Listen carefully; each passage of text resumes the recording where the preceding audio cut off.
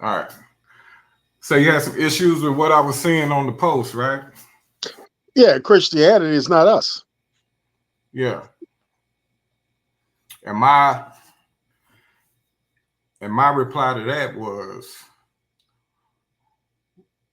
what has pro blacks scaring us out of Christianity done for us so Well, far? okay, define pro-black. Pro black to me are people who want black folks to identify with their skin color more than anything. They want the skin color to come before your religion or your way of thinking. The reason why I say that is because we kind of want to, black people kind of want you to stay on code no matter what, whether it's right or wrong. You know what I'm saying? I know what you're saying, but the people that you mentioned, I disagree with. You mentioned Malcolm X. You know, he wanted us to exceed our expectations. We had low expectations. The things that we were doing was what he was against. And even though he chose the path of Islam, which isn't us, he still wanted us to better ourselves. But you used him as a reference as being a pro black person. And that I disagree with. Well, my thing with Malcolm X is Malcolm X actually thought like myself. He thought uh, the way he saw the community going. He kind of he kind of felt the same as I as far as us being lost.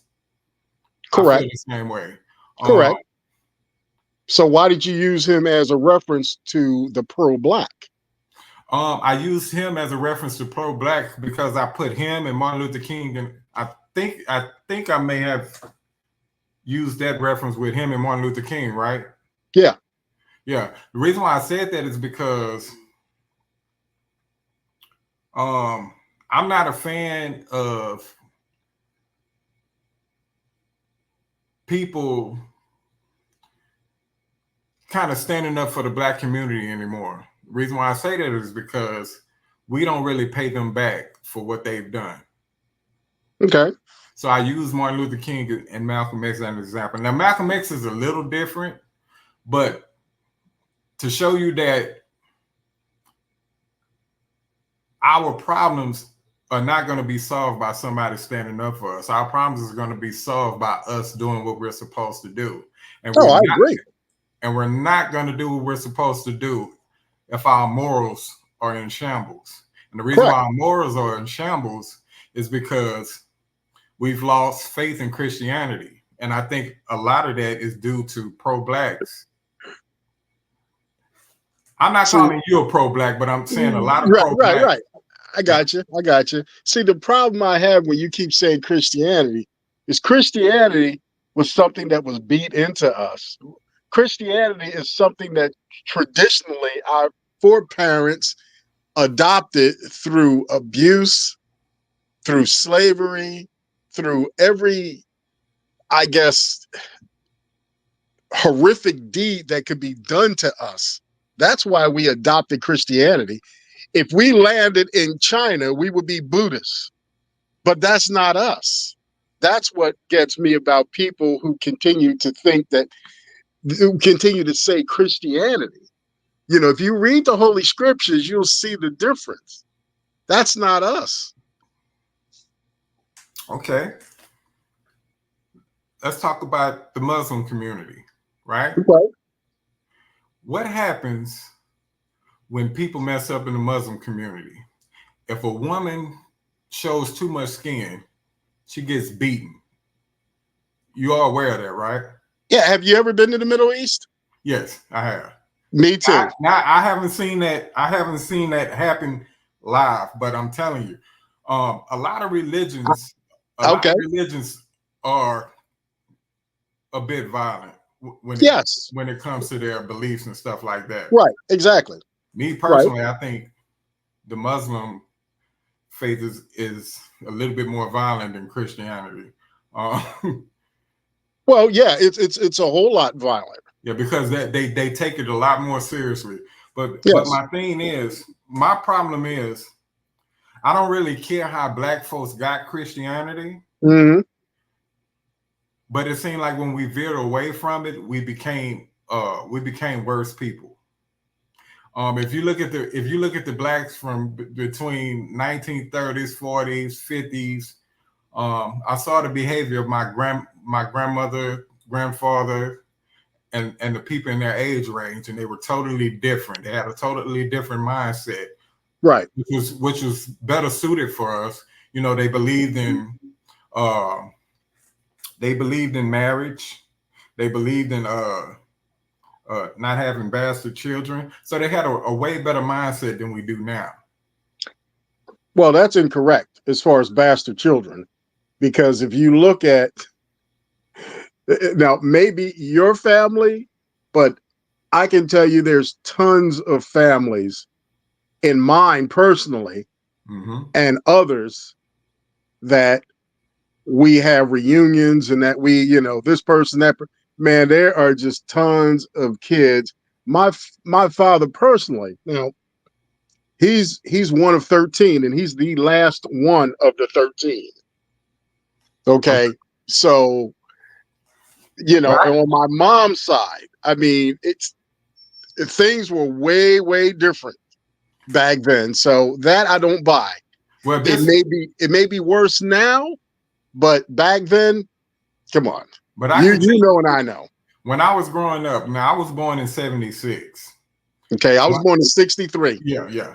So when I was growing up, almost every kid that I played with, Hmm. they didn't have a father in the home, Okay. because around that era, that my mom's and them era, they're the ones that started that was kind of dabbled into the drug and crack epidemic, right? Gotcha. Right. But my mom's and them moms, almost everybody in our neighborhood, we had a Mr. Nixon, we had a Mr. Jones, we had a Mr. Sure. Henderson. Yeah. Everybody had a Mr. somebody at their house. Correct. Okay. So that let me know right there that there was men in the home around in my grandmother's era. Okay. Then after the drug play the drug scene plagued us, that's when my father's them era. That's when fathers started going out of the home. Well, Those people was Christians. Those people went to church a lot, okay. and I felt like when pro-black started telling black people, "Hey, Christianity is not your religion." Okay, I'm all right with that. Okay. I'm fine with that. I have no problem with it. But what did pro-blacks give the black man for him to gauge his morality after that? Because once you start telling somebody that their religion is fake and it came to them in a negative way, then what do you give them? It's like taking someone off of crack and not giving them something to help wean them off. I knew that's where you were going. Yeah. How about the truth of who we really are? You see, you ever notice in Christianity, they only go back so far. They only dabble in the New Testament. Mm-hmm. Jesus is everything. They never go back to where we really are from. They never go to the 5 books, the first 5 books, which is the Torah. They never dabble in that. They may reference it here and there, but they always jump back to Jesus because, that's where they make their money at. That's where Christianity really thrives.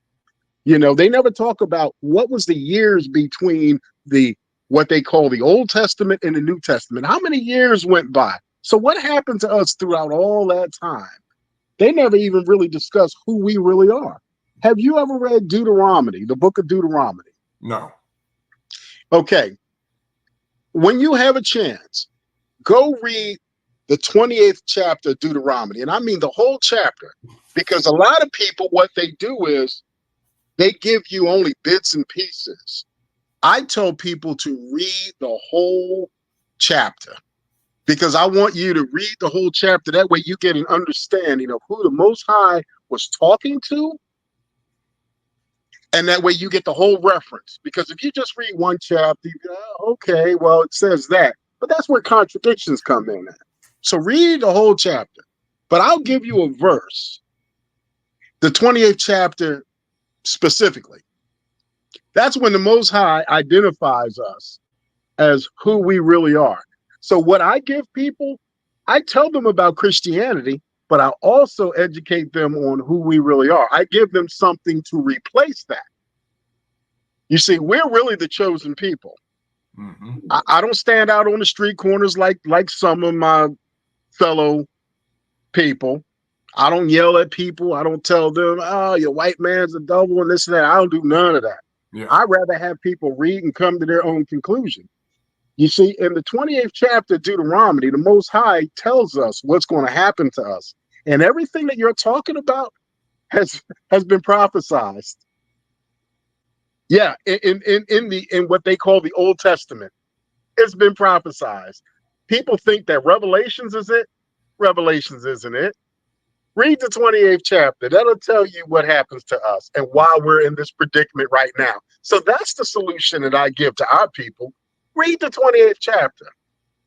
That tells you exactly what happens to us and what we need to do to move forward.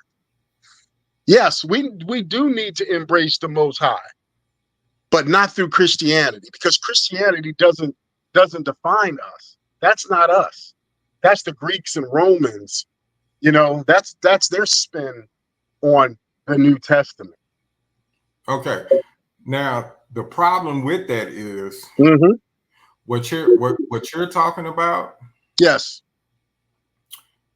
When you're dealing with somebody's foundation, Mm-hmm. it's kind of hard to come with something new.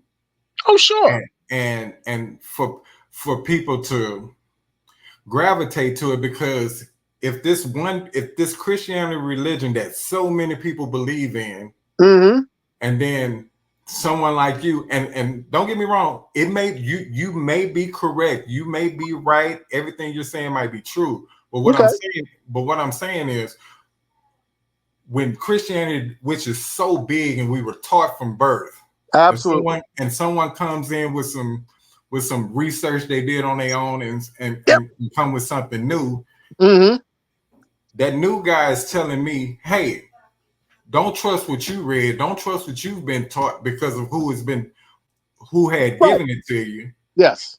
Whenever you do that, then people start having red flags. Be like, okay, absolutely, okay, what I've been learning is not true. How am I supposed to believe you? So you're going to have a lot of people divided. Absolutely. Yeah. I completely agree with you. Yeah. Completely agree.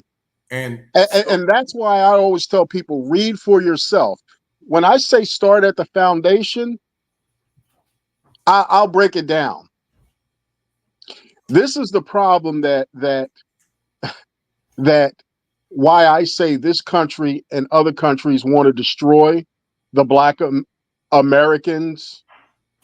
Because if the truth ever got out, do you understand how the damage that would happen around the world? And I don't say that to be, I guess, brazen, or we are the chosen people. The reason why I say you read the 28th chapter, we are the only people that fit the prophecy that was prophesied in the 28th chapter. The only people on the earth. Not these Edomites who call themselves Jews, and I'm not. I don't say that to put them down, because they're Ashkenazi, they're Europeans. They're not really the true Hebrews. Oh, did I lose you?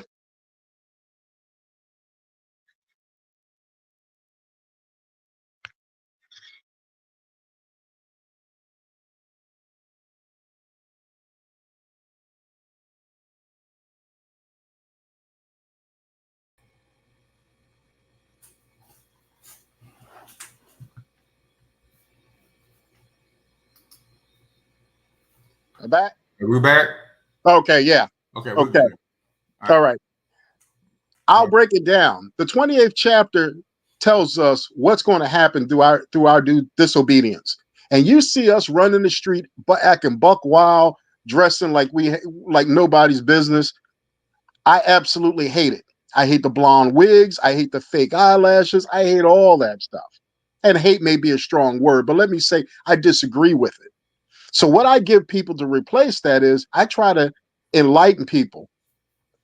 I try telling them, well, I tell them we're the only people that that prophecy fits. And the way it reads is we'll be taken from a land that's not ours because, you know, when we left Egypt, we had no land. We wandered for 40 years in the wilderness. We were captured. We were taken by people whose tongue we do not understand with ships. We'll be sold as bondsmen and bondswomen. No one will buy us, meaning no one will help us. Look at our predicament right now. Nobody's helping us. Not the Democrats, not the Republicans. Now, some may be doing a little more than others, but no one will really help us. It's on us to do for ourselves.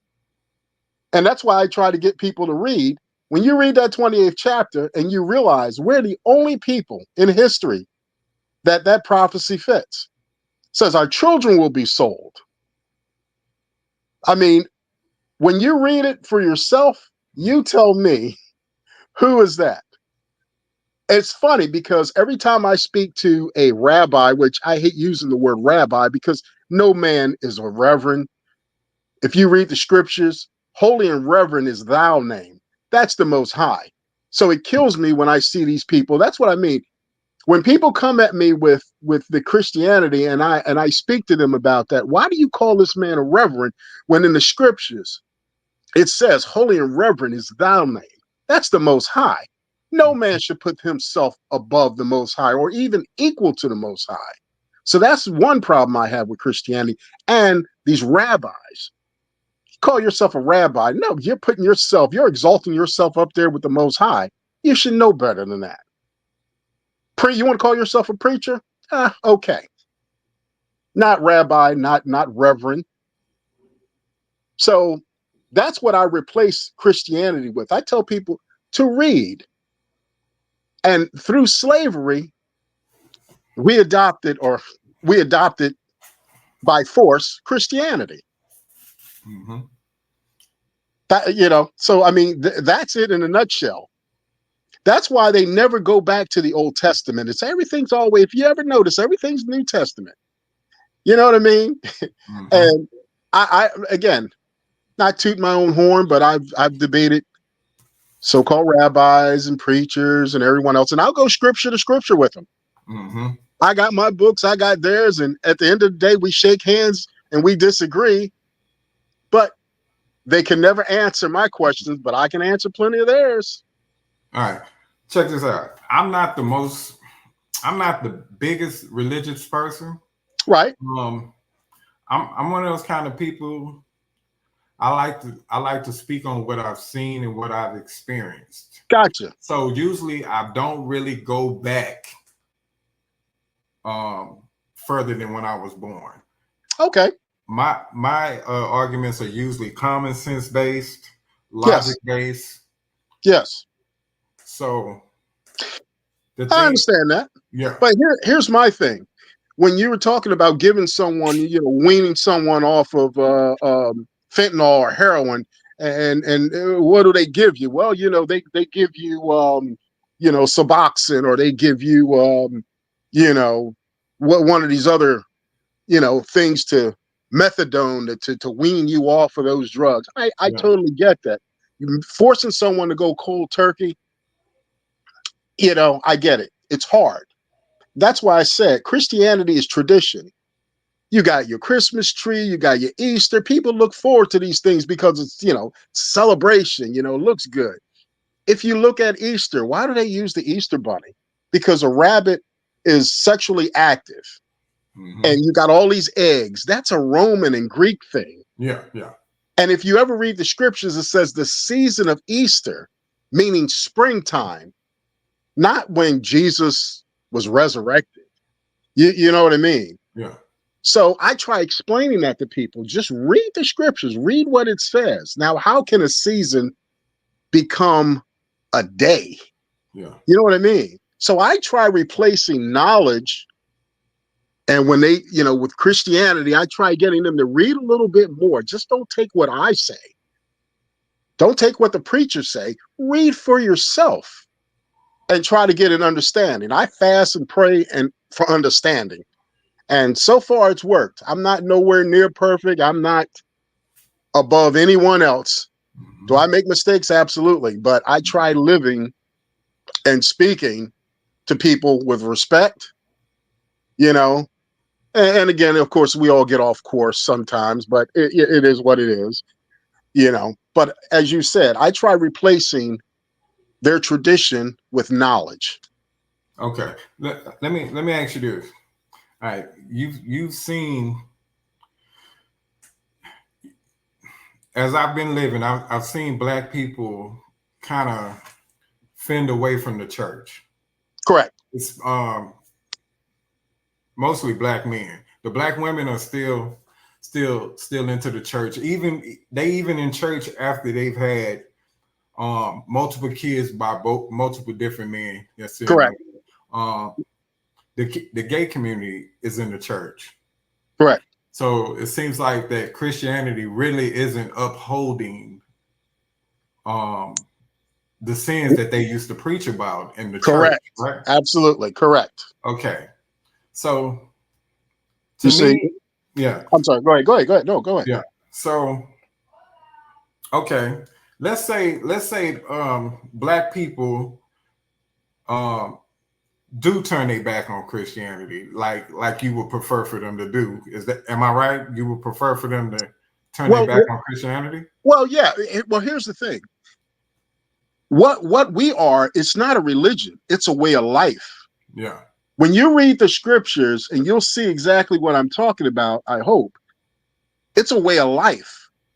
It's not, and it may seem, what people have a problem with grasping is the Most High blessed a lot of nations. Mm-hmm. He gave Ishmael his thing, which is Islam. I have the whole breakdown of every nation. I'll post it. It has every nation, where we all came from. Noah had 3 sons. He had Shem, Japheth, and Ham. Africans are Ham. We're not Africans. Japhet, your Europeans, and your Asians. You've got Mongolians, and we're from Shem. We're a tribe of Shem. So when they say we're anti-Semitic, we can't be anti-Semitic because we're from Shem. We're Semitic people. Yeah. So if you ever remember, I don't know if you ever listened to any rap, KRS-One. Do you know who he is? Yes. Well, he has a song, I think it's Know Thyself. If you ever listen to that, he even says that Shem is a Black man. He speaks on that. It's amazing how many people who know this and in their own way try to get it out to us. And I mean, I listen to kids, man, singing that, and I'm like, I wonder, do they really understand what the message is behind that? So we're Semitic people. Nick Cannon got in trouble when he spoke on that. You know why? Because these Edomites do not want us to know the truth. Kyrie Irving. Yeah. You remember that incident with him? Yes, I do. All he did was speak on a movie. He posted it. He didn't say anything. That's how afraid they are of us learning and reading for ourselves, that they would attack a man like him who just posted a link to a movie. And they went crazy, calling him anti-Semitic because he posted a link to a movie. You know what I'm saying? That's the power and fear that they have of us finally waking up and realizing who we are. Now, you can post he could have posted any link of any movie of some woman having sex with 30 guys. They would care less. They wouldn't call it immoral. They wouldn't say a word. But you post something like that, oh, they went crazy. Well, they do have. Oh, go, go. they do have a history of checking whenever we say something negative about them. I have seen that. It even happened in a Michael Jackson song. Yes. They don't really care about Care us. about us. Exactly. They made him cut that lyric off with the K word. They made him. Yeah. So Yeah. But so you ever think why they do that? Why do they go through so much trouble when we can say nigga, we can say the most horrible things about ourselves and other people, women, we can, and they could care less. But even you white say, people, yes, we can even say anything about white people. And one thing I tell black people, see, black people, a lot of black people don't know the difference between Jewish people and regular white people. They don't understand that Jewish people have an issue with European white people. They don't know. A lot of black people don't know this. They think Jews are just white people too. So they don't really know. Yeah, they really don't know. Right, exactly. They also don't understand that the Jews run the propaganda machine and the banks. They don't understand it either. Absolutely. And see, that's the problem. Could you imagine what would happen if our people finally woke up and understood that we as a nation are the true Hebrew Israelites? We're the true people, God's chosen people. If they actually woke up and realized all those billions that the United States has been giving to these Edomites over in Israel should have been going to us.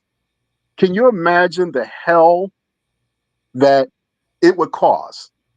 This is why they're so afraid that whenever we speak on this, they try shutting us down. Whenever you have a celebrity say something of substance, they shut them down.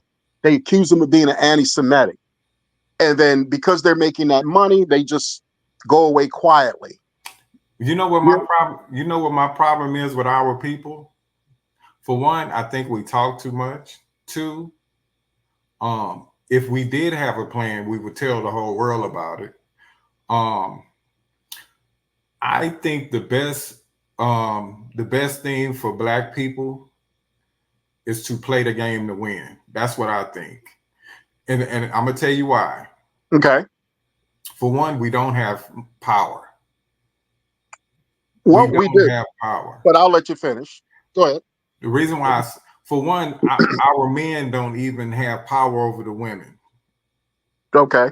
The black man is probably the least of anybody's problems. I'm just gonna be straightforward. Yeah, okay, that's fine. Two, when we do learn a little something, when we do try to educate ourselves, all black people do is get online and try to compete with each other on who know the most. If you notice, have you ever heard of Tariq Nasheed? He's the guy that created the Hidden Colors documentaries. Hidden Colors. I think I may have seen that. The Hidden Colors. Yes. I think I've seen that before. At least, well, he's a guy that talks about white supremacy a lot and stuff like that. But every time I see them online, he's arguing with another black person. A lot of these guys that go around kind of speaking in a pro-blackish manner, yes, are usually beefing with other black people. They're not beefing with white people. Correct. Another thing we have to do, we have to stop telling our celebrities to speak up for us. We need to stop that. Correct. Because for one, they are under the power of the white power structure. Correct. And that's how they make their money.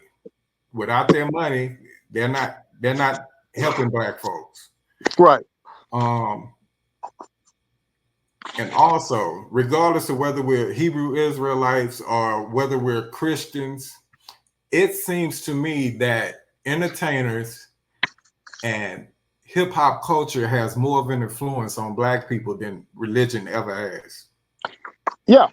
And rap is really only, or what, about what, 50 years old?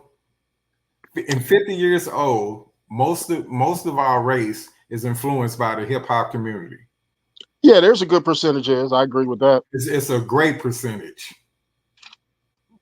We idolize celebrities. We idolize. Look at what has happened to the BET Awards. Yep. You have female rappers twerking right next to gospel legends. Mm-hmm.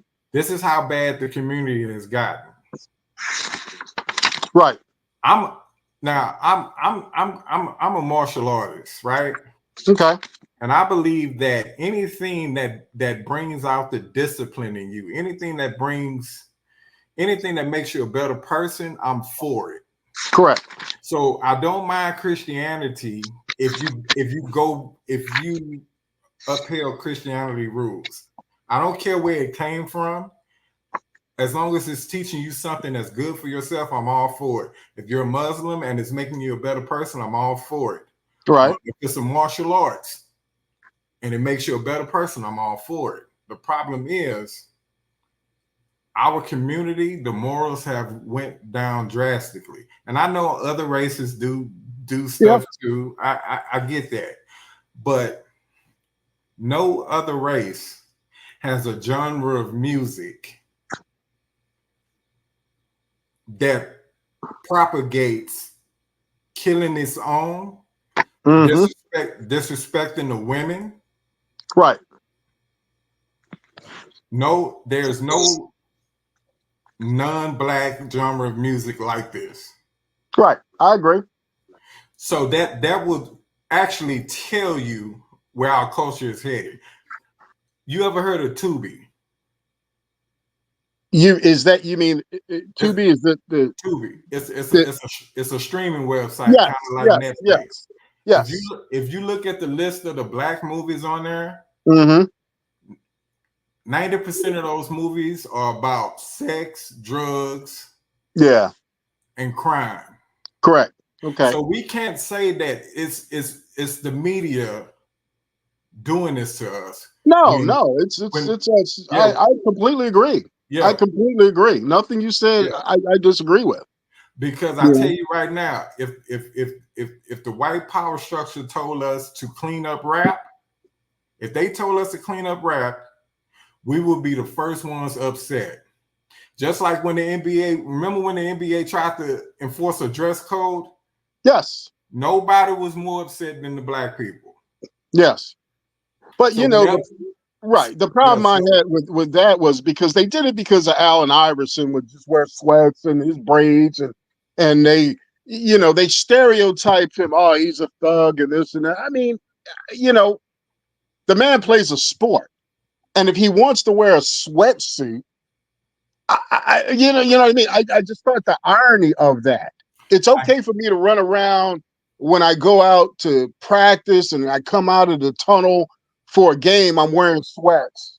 And I peel that off and I got my shorts and I play the game. But then when I'm doing an interview, you want me to dress up in a suit.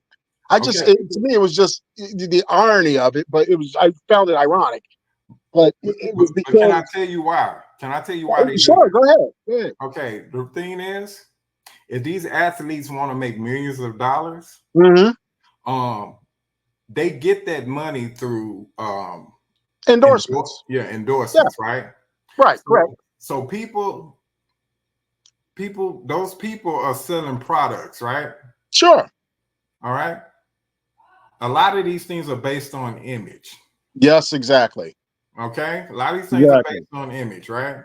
Correct. When you look at Michael Jordan, you don't see thug. Right. You understand what I'm saying? Oh, absolutely. Absolutely. It's marketing. Totally get it. If you look at Allen Iverson, Allen Iverson might not be a thug, but the way he dresses looks just like the gangster rappers that we see promoting rap music. He looks like that.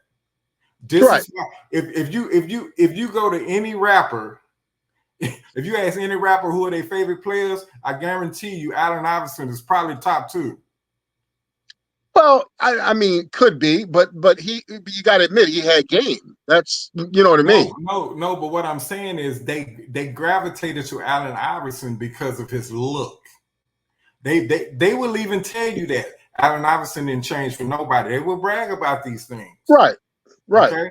Now I understand what you're saying. Yeah, you don't like the stereotype and stuff like that, but hey, it is what it is. Whenever you're selling a product, it got a lot to do with image. Let me tell you something. Sure. Let me tell you something about our Black community. I live in the so-called hood, right? Okay. Well, I used to live. I moved, but I used to live in the hood. Grew up there. Whenever I see Black businesses in the hood, let me tell you what I see. I see a lot of Black people hanging around, right? Almost turning the parking lot into a car show. Okay. Yep. Some even put tables in front of the doors and sit there and play dominoes and cards. I swear to you, this is what I see. I see Black people hanging out in front of stores. And if you tell Black people, hey, don't hang out in front of my store like that, that's bad for business, they will get upset and they will, tear your place up. Yeah. Right.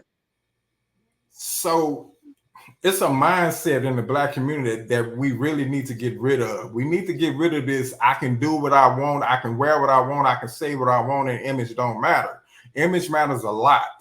That's why when people come over here to America, when you see the immigrants and Latinos, let me tell you something. You go to them people countries, their projects and hood look 10 times worse than ours. Oh, I've been to so many different countries. That's why I asked you if you ever been. They have high crime rates, high murder rates, just like anybody else. But especially Central and South America. Been down there quite a bit. But notice when they come here, when they come here, they don't act up like they would back home. Right. Now a certain element will, but it's different until they get acclimated. They do kind of be on their, I say, best behavior, so to speak. Yeah. Now, I've lived everywhere. I'm from Houston, and I've lived everywhere in Houston. Okay.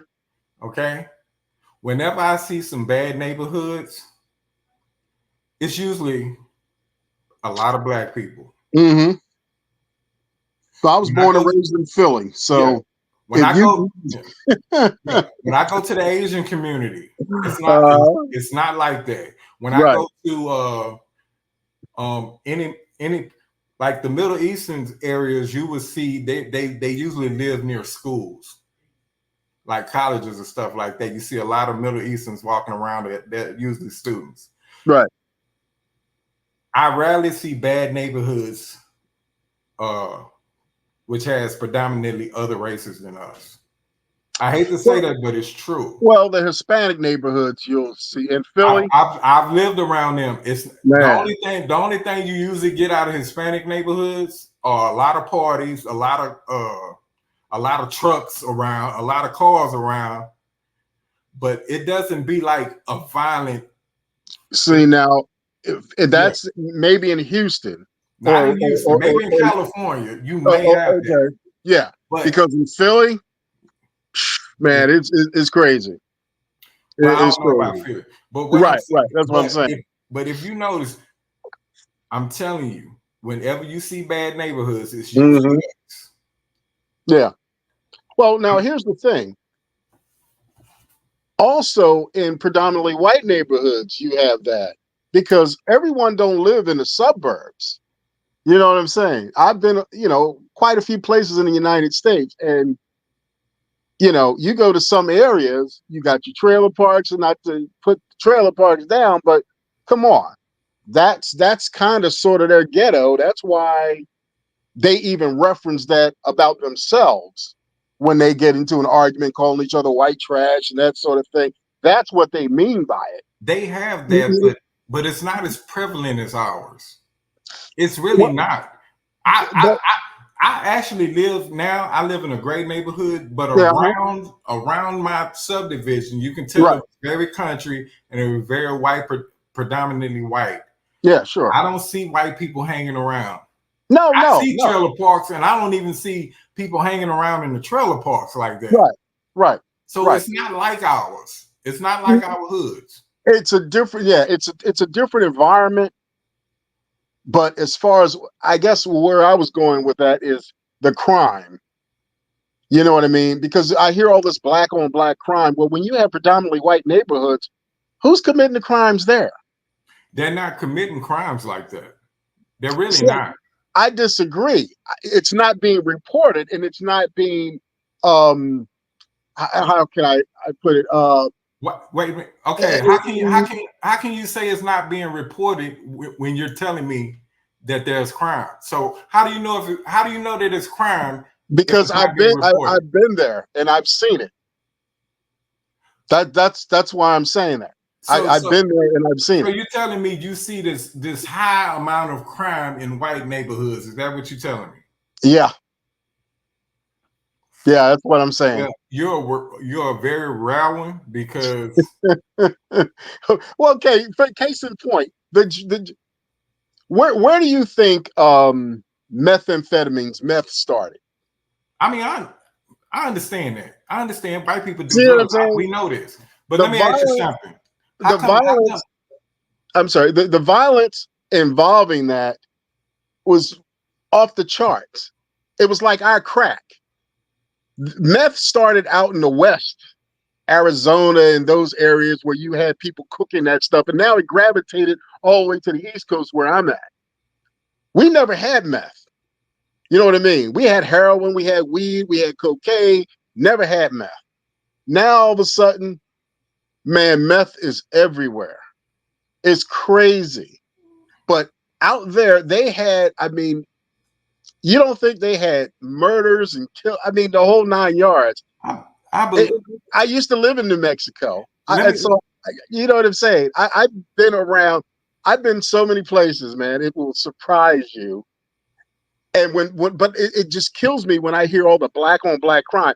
It doesn't make the news because they sensationalize, or every time there's a shooting with black folks, they don't make it like big news when you have a triple murder of white folks. No, they really only report crime when it's a white man killing a black person. That's really the only time they really just. Yeah. Just think about it. Yeah, they don't even. If you look at major news, they don't even talk about the crime in Chicago like that. Right, but they don't really talk about black crime like that. They only talk about when a police then shot another black man. Right. But they sensationalize black on black crime. That's. But they never talk about white on white crime. Now, here's an interesting thing. Yeah. Okay. Let me speak on that. Okay. Let me speak on that. Right. For one, white people don't like crime in their neighborhoods. I'm gonna tell you. No, let me tell you. Okay. Have you been in the military? Yes, I have. Okay, so you've lived with all kinds of races, kinds of races of people, right? Yes, I have. Okay, I don't know how you do it, but I talk to people. I'm a very unbiased person. Yep. So when I'm talking to somebody, you're not talking to a black man. You're just talking to a figure. Absolutely. So absolutely. I ask some of the craziest questions. They be like, sometimes they be uncomfortable to even answer my questions because I'm black. But yes, I'm not like I don't even have a problem with racism. That's how unbiased I am of a black person I am.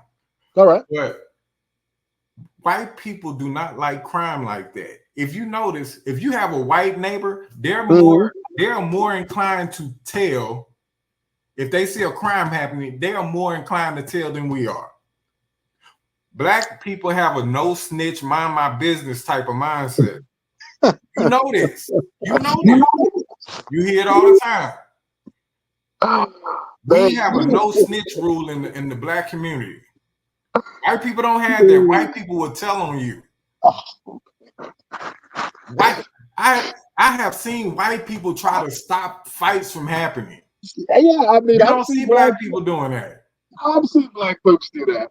Now it may not be as times have changed because now they're afraid to get shot, they're afraid to get stabbed because damn near everyone has a gun. Dude, But see, you're speaking in generalizations. You no, have to wait, realize. hold up. One thing before you go. Go ahead. Generalize. The reason why I'm speaking generalizations because Yeah. that's like the truest form of what you see. See, I disagree simply because it's what you see. It's not what the media and everyone is. Generalizations are more true than just a blank statement. The reason why I say that is because whenever somebody generalizes something, that means that all that means is more of that happening. It doesn't mean not all. I don't like for people to say not all. Correct. Yeah, I don't like for people to say not all because you can use that in any argument. Right, correct. Because like not every racist cop shoots a black person. Correct.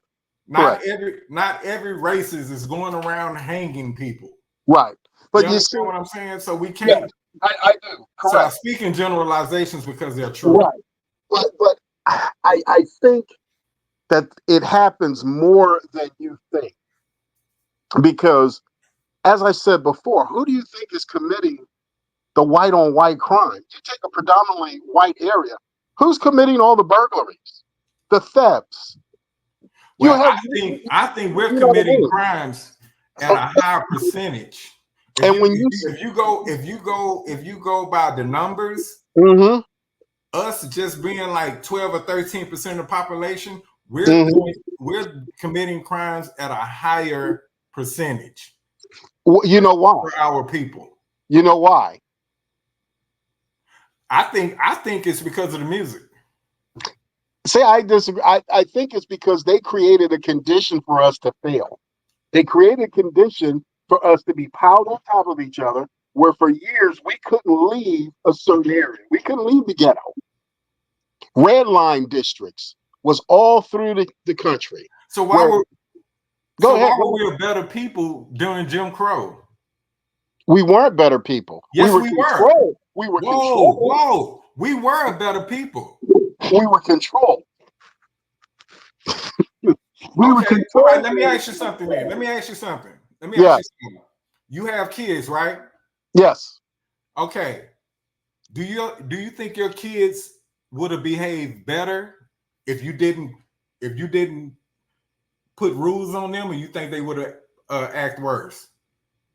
Oh, of course. Kids, you need structure. Okay, if you gave your kids structure, they usually behave better, right? Oh, absolutely. Okay. During Jim Crow, we were not allowed to come in their stuff. We had to kind of be on our own. We had to kind of police ourselves a little bit. That's where the mother and father came in. We kind of policed ourselves. Yeah, well, yeah. Think about it. Women were not as promiscuous as they are now. Right. The men were a little more gentlemanly before. Although you had your little pimps, the pimps and player theme started in the 70s. Well, I kind of started in the 60s, before. I understand what you're saying, but you're talking about a time where we were controlled. We didn't have the freedom to do things. And sometimes freedom, I understand what you're saying. Sometimes freedom is a bad thing because, okay, now we can run around and do whatever we want and act any way we want. I think, we lost our focus. I mean, I get what you're saying, but we were controlled back then. My problem is that. What's wrong with that, though? Control. I'm sorry. What's wrong with that, though? I think American people need to be more controlled. But you're not free. That's my thing. I don't think you should be that free. This is what you see now is people having too much freedom. As far as like this whole gender thing that's this crazy. is all this is freedom. Too much freedom. Well, and see, going back to that is you spoke on that earlier about homosexuality, and hey, you know what? My thing, I don't put anybody down. I just say, hey, do you? You know what? If you're not breaking the law, it's legal. You do you. You'll have to answer for that. You know what I mean? Yeah, but let me tell you something. But First thing we did was accepted it, right? We started no, to I accept it, never right? accepted because No, let me no, no. tell you. I mean in general, not Yes, yeah, the yeah, yeah, individual. yeah, yeah, But yeah, if you saw that America started being a little more tolerant of it, right? yeah. Okay. It started with them hiding it from people. It started with them living in the closet. Yep, Now that they have accepted it, yep, more people coming out the closet. yep. Now that more people coming out the closet, now they are trying to push agendas. Yeah, they equal rights, and I mean, hey, look, I think if you're capable of doing the job, then go for it. More power to you. My thing is that I go back to again who we are. You know what I mean? Because the Most High says it's an abomination, and to me, it will and forever be an abomination. That's not me speaking. That's the Most High. And those words came from his mouth to Moses' ears. You know what Okay, I'm but saying? see, this is okay. But So let, when I let, but when I let's say, speak but when I let's say, speak to people, that's where I go with it. yeah, So you can but go to but any see, other this person and this is say, the thing. This is the thing. The stuff you're talking about is a little bit over people's heads right now. mhm. You know what I'm saying? So Well, I like and I hate to put it this way, but I break it down, and I don't want to say dumb it down, but I break it down to them because my thing is when you talk about Christianity, you will never go to a Israelite uh, temple and see a gay preacher. You'll never go to yeah. one and see a woman up there preaching to men because it's all in the scriptures. So how can we're not trying to be, um, I guess, what they would consider misogynist. We're not trying to be that. We're just trying to be men But check because this. Yeah. it was given. The word was given to us. We're the lead. Women follow. It's not putting women down. Women have a strong role with us. It's not putting them down.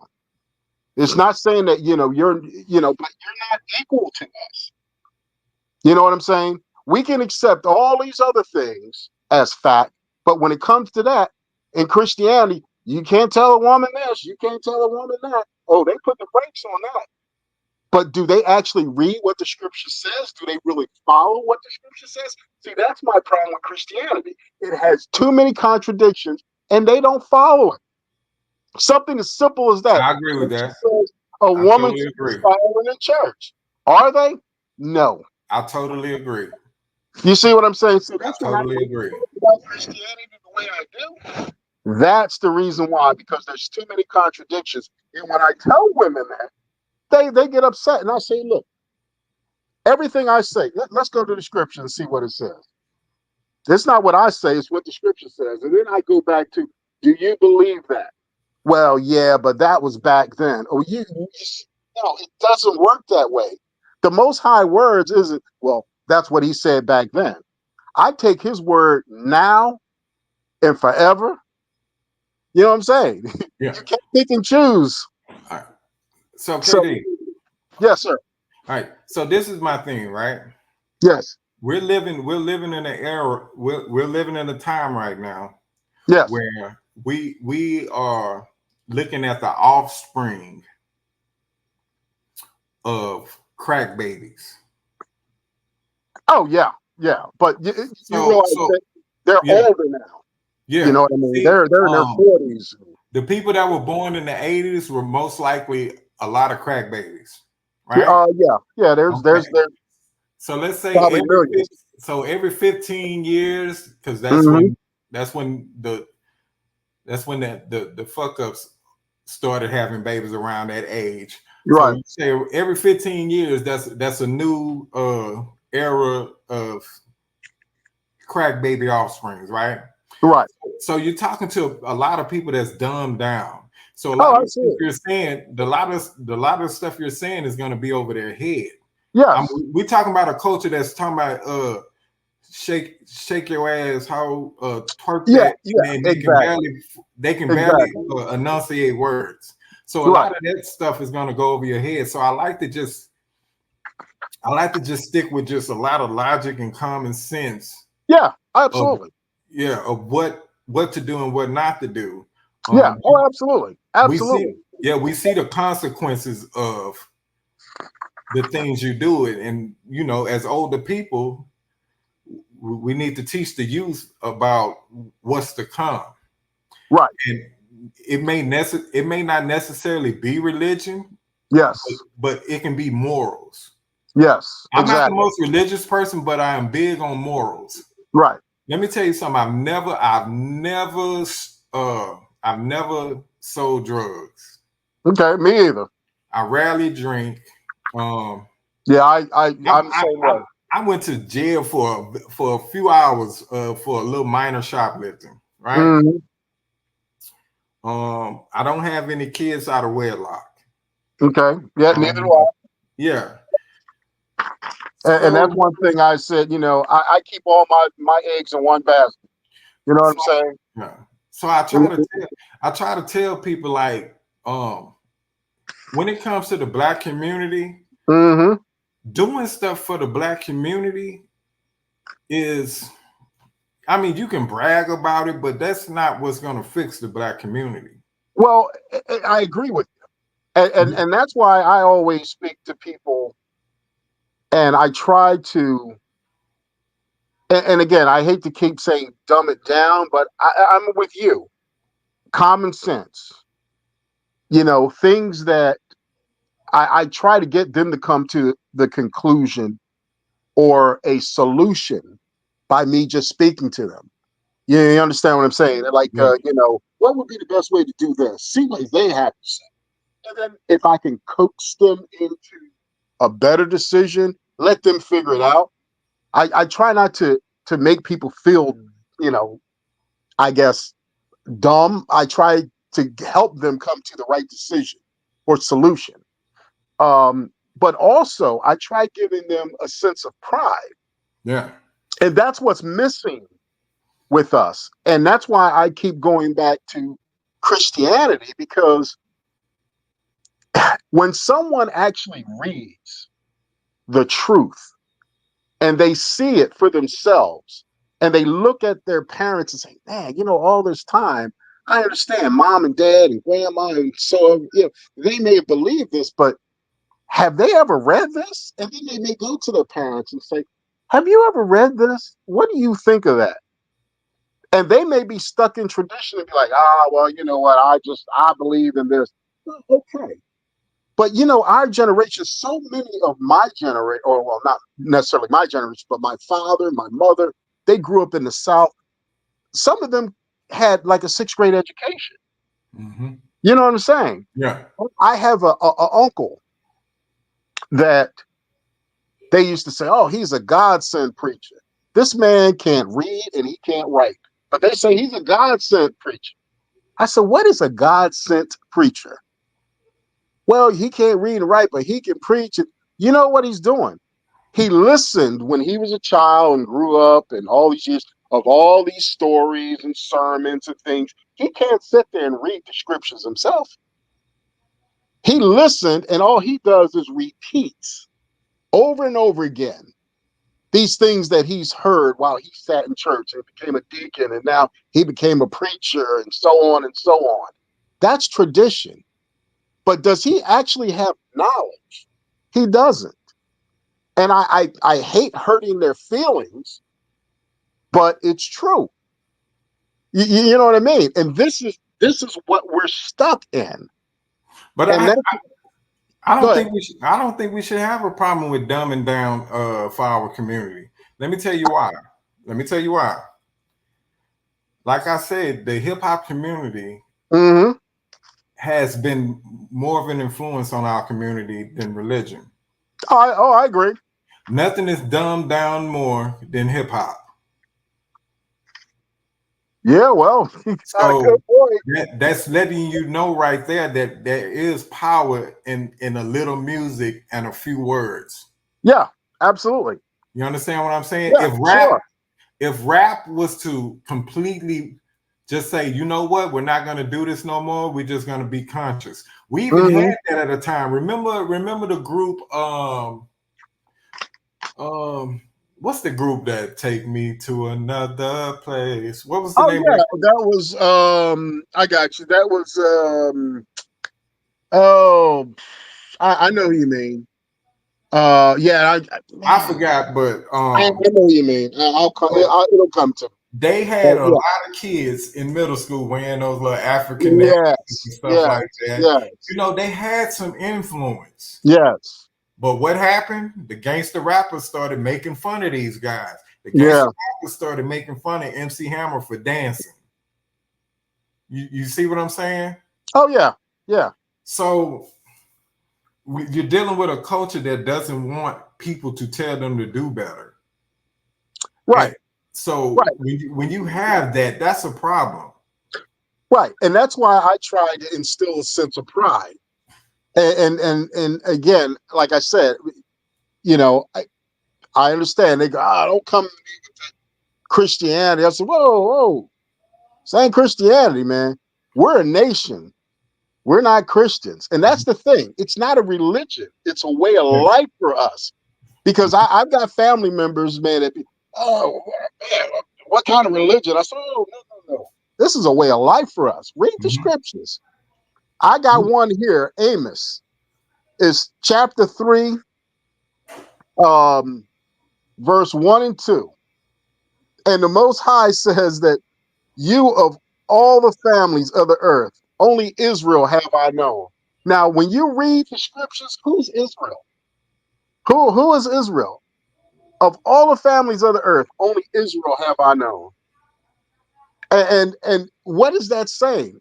These people, and when I ask a Christian that, it's, you know, you can't tell me that you believe in God and you read his words and you come up with any other solution or any other, I guess, answer. So I try to instill in a sense of pride into people. Who are they talking about? And then I go to another scripture and show them who Israel is. Then I show them Deuteronomy and show them the slave ships, where it says that we're going to be taken by a people whose tongue we do not understand. We'll be sold as bondsmen and bondswomen. And sure enough, we were. But KD, this is the thing. Like the stuff that you're speaking about, that see, you seem to be very very educated and very well versed in religion, right? Am I correct? Well, not religion, our way of life of who we are as a nation. See, I always tell people we're the nation of we're Hebrew Israelites. We're a nation. It's not a religion. It's who we are. When people call me African American, I understand where you're going with that, but I'm not African. You know what I'm saying? I'd rather have you just call me an American because we're not Ham. We're not of Ham lineage. We're Semitic people. But I get where you're going. Okay, so this is the thing. The problems in the Black community are not coming from educated people that can understand what you're talking about. I understand. I agree. Our problems in the community is coming from the least intelligent of our people. Right, exactly. So how do you get to them? You can't get to them by using big words and scriptures. Well, I understand that, but what I start off with is trying to instill a sense of pride in them to get them to understand who they are. You see, for years we've been told, we're just some old Africans that was just loaded up on a slave ship from some who knows what tribe. We have no identity. I give them an identity. You see, but the problem with that is this is the thing, right? Yeah. Let me ask you something. Have you ever been called a coon? Oh man, and I've been called everything. Okay. Have you ever been called a sellout? Oh yes, yeah, Okay. yeah. Um. Now, if you notice in our community, um, people are very hard on sellouts. They're very hard on coons. Mm, yeah, They are very hard on so-called uppity type black folks, right? right, And they have a lot of vitriol sure, for these kind of people. yeah. But those same people will go to the gangbangers, the drug dealers, and will get soft with them. They be like, "Oh, come on, brothers, we gotta stop killing one another." But when it comes to people like us that's telling people to do better, have more morals, are you are you a coon? You up here speaking for the uh White man. saying what the white folks want you to say and this and that. The vitriol that we have, that our people have for people that want to see the community does better is Mm, backwards. So we're not going to catch these people with big words. We're not going to catch right, them with. We're really not going to catch them with logic. right. You Well, understand what yeah, I'm saying? Because yeah, I do. logic goes over their heads. I do. And again, that's why I try to educate people on who they are. But If they, I think you can only educate people on who they are if they're seeking that. well, yeah, to a certain degree, yes, yeah, absolutely You right. know, because at the Yeah. end of the day, a lot of these people call themselves, "I'm a real nigger." Oh yeah, absolutely. Yeah, yeah. They not even past being a nigger yet, Right, so they're right. lost. Oh, absolutely. Well, here's So, the thing.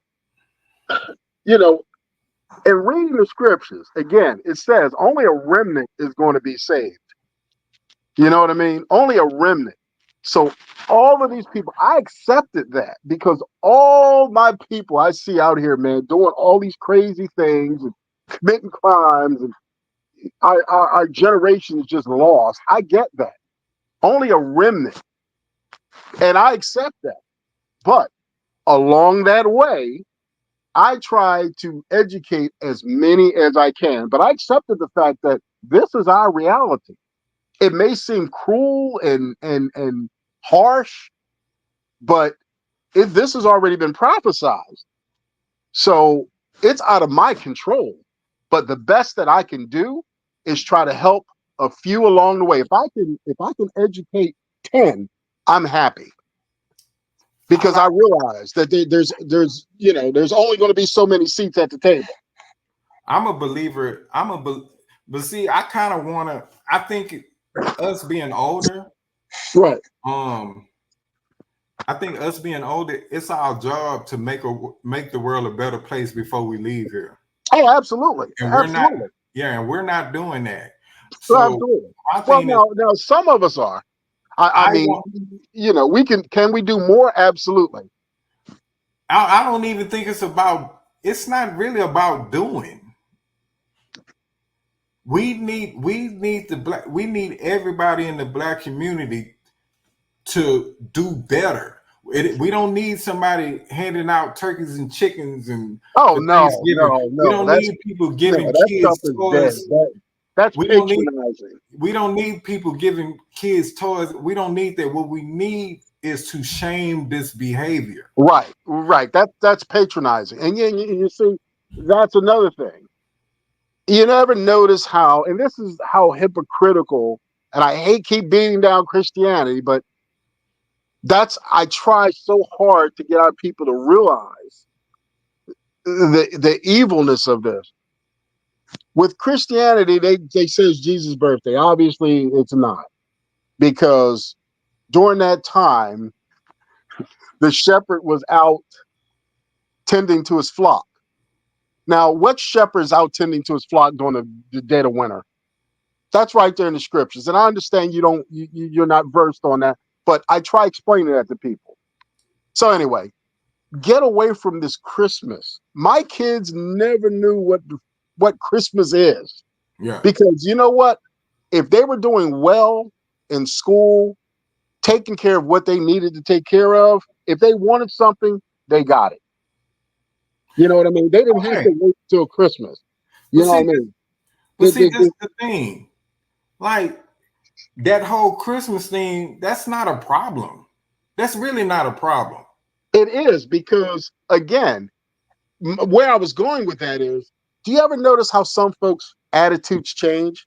I walk past a brother and he look at me up and down like I'm something stuck on his shoe. But come Christmas time or the holidays, hey, Merry Christmas, brother. Hey, you were the same dude that walked past me 3 months ago and look like, you know what I'm saying? That's where I'm going with this false nonsense that But this is the somehow thing. they get this spirit in them that oh well, it's Christmas time, so now I'll be a little more cordial to people, and that's what I'm talking about. But you If can't. we don't Wait, educate you can't people get on this, you can't get mad at false positives though. well, Like some of the greatest memories as kids mm-hmm, were the lies we were told. The whole Santa Claus thing. Those memories as kids, those are positive memories. Us finding out Santa wasn't real did not set us back as a people. You understand what well, I'm saying? but the thing is, why lie to your kids about something that? But on top of that, you're reinforcing it as it's Jesus' birthday when it's not. But even if let's say, but nobody really cares. You know So, what I'm saying? so Like, that's where I disagree because but us again, finding out that Jesus' birthday is not on Christmas, it's not making the community worse or better. That's what I'm saying. I think your energy is focused on the wrong thing. well, You see all these problems in our community. It's I not. do. It has nothing to do with Jesus' birthday. I see where you're going with that, but the problem is if we never started lying to our kids, we could have put that energy somewhere else. How much No, money and resources that we spent doing this no. nonsense when we should have been The putting it problem into the was community and our people. no. The problem was you told them it was lies no, really, before you told them that it was lies, they were Uh, fine, right? no, my kids they never dealt with that. No. Listen, we're not talking about your kids. Oh, okay. What I'm saying, when people had Christianity, they were Mm-hmm. fine.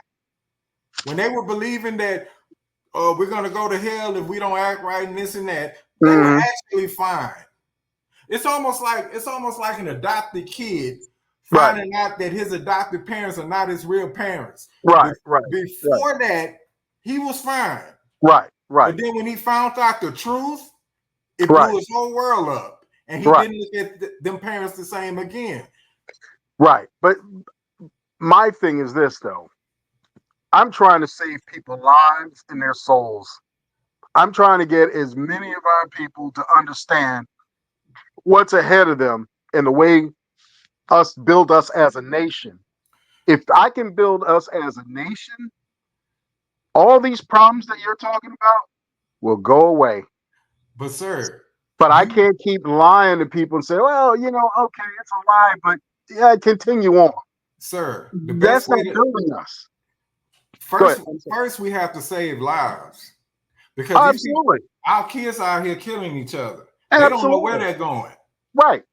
Exactly. They're dying at a young age now, due to gang shootings and this and that. Oh, I see it They every don't day. have time to figure out whether God is real or there's a heaven or a hell anymore. Oh, sure. It's getting this bad. I completely agree. Oh, And the thing is, we're living on this earth. uh-huh. What comes after death? The truth is, this is the honest to God truth. Mm-hmm. Whether you believe in God or not, whether you Right. believe in heaven or hell or not, Right. the truth is we really don't know. That's exactly right. We are only going to find out once we're dead and gone. Absolutely. So Absolutely. right now, this is our world here in the living. Absolutely. This is our world. Right. And instead of worrying about our soul, Mm-hmm. we need to make this world a better place because people are suffering in this world right now. Absolutely. And we as a human race, it is our duty. This is why we're here. We're here to make this a world. We're here to make this a livable world. Right. This is why God gave us rules. This is why God gave us these rules. And we're not living by them. And we need to do that. Absolutely. I completely agree. And where do you find the 10 Commandments? Actually, there's more than that, but where do you find the 10 Commandments? In the Torah, in the Old Testament, the first 5 books of Moses. You don't find them in the New Testament, so Jesus didn't change them. But yet in Christianity, you see a whole bunch of changes in there. But let's just say my point is this, is that you have to start somewhere. Sometimes identifying people and try to get them a sense of pride will wake them up. I can sit out there and say, yeah, man, I can talk common sense to people all day long, which I do. Part of my job. This is something that I said to people for decades. I'm trying to save you from yourself. Most people understood what I was telling them. And then, of course, you got a percentage that, hey, they're going to do what they're going to do, and they suffer the consequences. The only way you can save people from themselves is not by talking to them. It's about taking away the bad things that they can get their hands on. Well, in my job, it's a little different, but I understand what you're saying. Hip hop music needs to be banned. It either needs to be changed or it needs to be banned. Gangster rap music needs to be banned. Explicit lyrics needs to be banned. Hate speech and music needs to be banned. Pornography needs to be banned. But you know, my thing is, if you don't educate people, you just take it away. If you educate people, that stuff would go away, because who would be listening to it? No. If you educate people, then they have a choice of what they want to do. But the problem is they still have that choice. Let me tell you something. Everybody know that AIDS is a deadly disease, right? Right. Did it stop people from having raw sex? Nope. You see what I'm saying? People are educated. Yeah, sure. But on a pack of cigarettes, they have a warning: this could cause cancer. Yep. But the fact that they still sell the cigarettes, it just gives the people a choice whether they want to deal with this cancer or not. That's why I'm saying we have too much freedom. But so what do? You stop selling cigarettes? No. You need to. You know what I mean? So my thing is, you need to have people. You need to educate people and have them go a different direction by simply saying, "Yeah, that rap music is, we're going to ban it." They're going to find something else. They're going to find something else to replace that. Well, you know what I mean? Something possibly worse. Who knows? The thing. You have to limit their choices. You know, human nature is going to be human nature. People are going to do things that obviously we disagree with, and all I can do is say, not I told you so, but make better choices. I have no problem with the world forcing you to make better choices. I have no problem with that. To a certain extent, I believe in laws. Hey, don't steal, don't rob, don't kill, don't, rape, all these horrific crimes. No problem with that. Been law-abiding, never been arrested, law-abiding my whole life. I have no problem with that. But I think restricting certain things that people can do, I mean, to a certain degree, I understand, but I can't say that I agree with free speech, saying you can't say that, or you can't do, you know what I mean? But they kind of doing that now. Just like white people. White people are not allowed to say the N-word, right? Well, they are. They just don't. No. They are not allowed to. They can do it, but they get punished for saying that word. They will lose their jobs. No, Yeah, really. yeah, yeah, yeah, yeah. We've seen True. Paula Dean Yeah, yeah, lose her sure. TV show Mm-hmm. Yep, because of that. We've yep. seen a lot of white people get in trouble behind the N word. Sure, sure. You understand what I'm Yeah, saying? there's consequences for using it. Yes. Sure, absolutely. We've seen some black actors lose their jobs because they used the F word when it Yep, came to the gay yep, community. yep, absolutely. So yeah, so you can Absolutely. yeah. So So I'm not saying that, you know, you can have free speech. I didn't say there wasn't consequences behind it. You understand what I'm saying? yeah, Choose your words wisely. You can say what you want, but if there's consequences, accept the consequences. yeah. That's what I'm saying. You know, so I But mean, some it's things need to like lawfully be banned. Like it really. But see, that's what I'm saying. If you're gonna preach, if we're gonna preach morals to mhm. people, in order for people to have morals, they can't have those options of doing bad things. They can't do it. Well, that's what make them. See, the thing is, I like people that's real. You know what I'm saying? And what I mean by that is, if you have morals, then you're not going to say it, regardless whether there's a law forbidding you to say it or not. Because to me, then that you're fake. It's like I deal with at my job. Well, I retired from one job and work in another. But after 25 years, I was the only black person there. Mhm. Okay.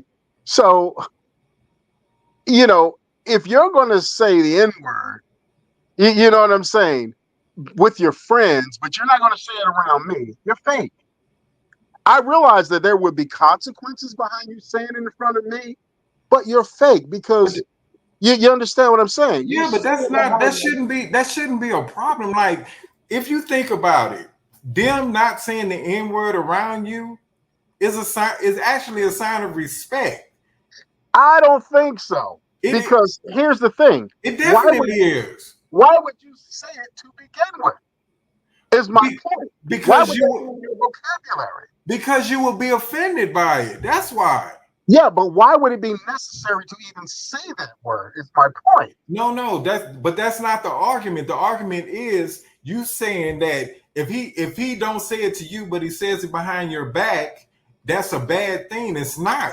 Well, I'm not saying saying it about me. I'm saying, a customer comes in and you're upset, man, that and this and that, whatever. You know what I'm saying? But that's a feeling. But see, that's a feeling that he had. Put it like this, right? Um, Malcolm X, he used to say some bad things about white people. Absolutely. Before, So, yes, before he used to say some long bad gone things days. about white people, right? Yes, absolutely. Right.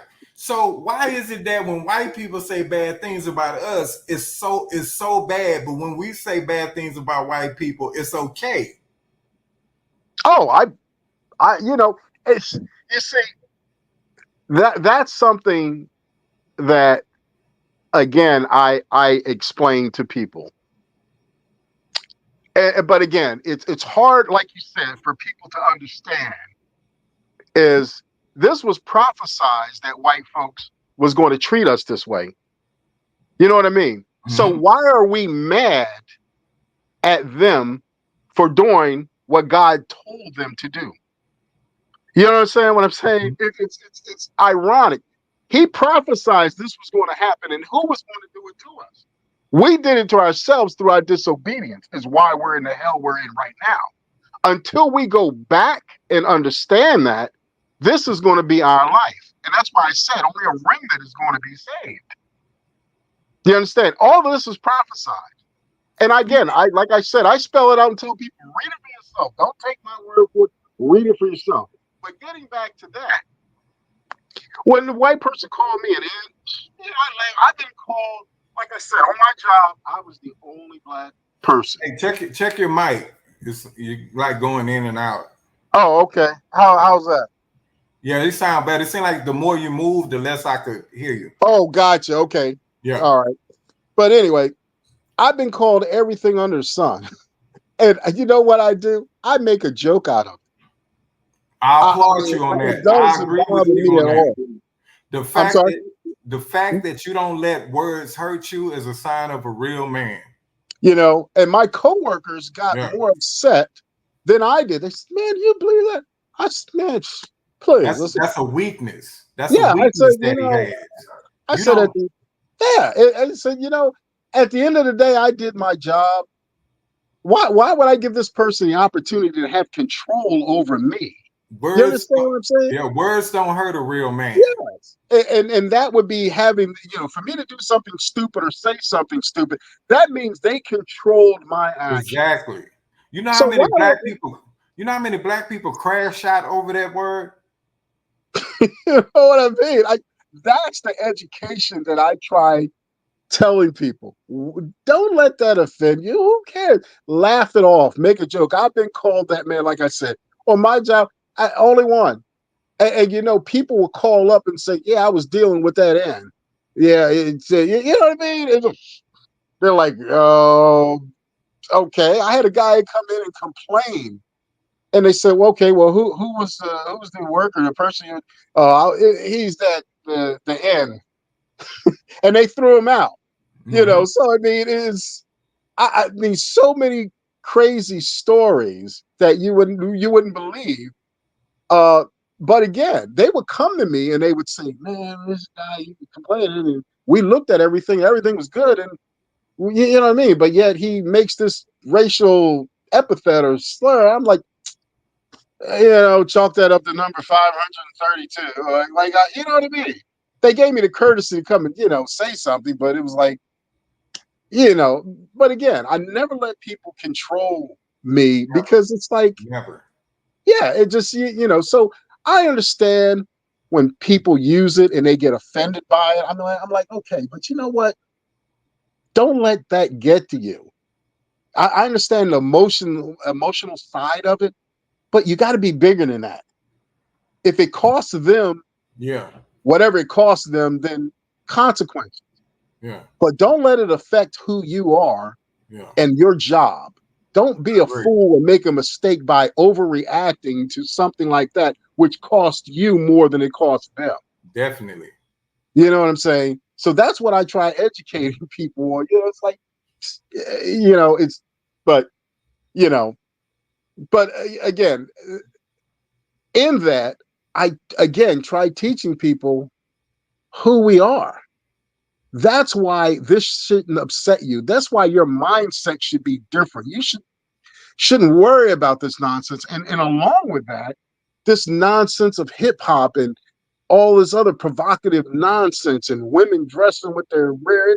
Man, I absolutely, to me, it's appalling. I mean, every time I see it, I just shake my head. It's like, is this what we're reduced to? Can I ask you something? Sure. I don't know. I found you in a group in the Yeah. Lapeef group, right? In a what group? The Lapeef group. Is that what we're? Yeah. Yeah. Yes. Yes. Okay. So you know the conversations that the Lapeef group has. It's about men and women. You know, the relationship that black men and black women are having. Yeah. And I most want of to it's ask you a question. nonsense. Yes. Go ahead. Um, who do you think has helped destroy the black community more, black men or so-called single mothers?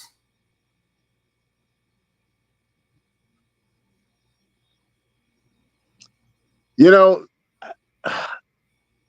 that's a hard question. And you know, I originally was looking at Kevin Samuels.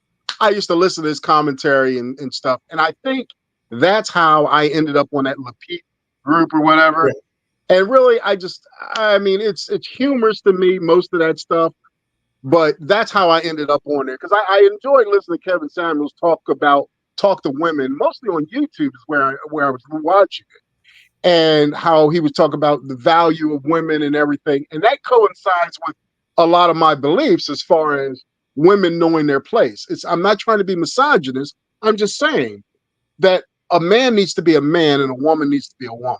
But Yeah. anyway, back to that. That's a tough question. I mean, I look at our youth and I look at who's having children now. And again, man, I've seen women with 5 kids by 4 different baby daddies. Mm-hmm. Is she doing more harm, or is the 4 men that knocked her up and isn't in the picture? I gotta say, I guess if I had to say, I would say the women, because why put yourself in that position to have 4 kids or 5 kids by 4 baby daddies? I mean, I guess if I had to choose, I guess that it would be the woman. Okay. This is my take. All right. I blame the men for the problems in the community, and I'm gonna tell you why. Oh, in the community. I thought well, Yeah. I guess women. Yeah. Okay, go ahead. Yeah. The reason why I say the men is because if you write down everything that's wrong with the Black community, Mm-hmm. everything that has plagued the Black community Okay. since the 70s, which gender has participated in it more, right? Correct. Okay, I got you. Let's say drugs, right? I got you. Yep. Who participated in drugs? Who participated in selling other drugs? Yep. Mostly the men, right? Yep. The gang wars, the Yeah. killings is predominantly 99 probably % men. I agree. Men. What else is plaguing the community?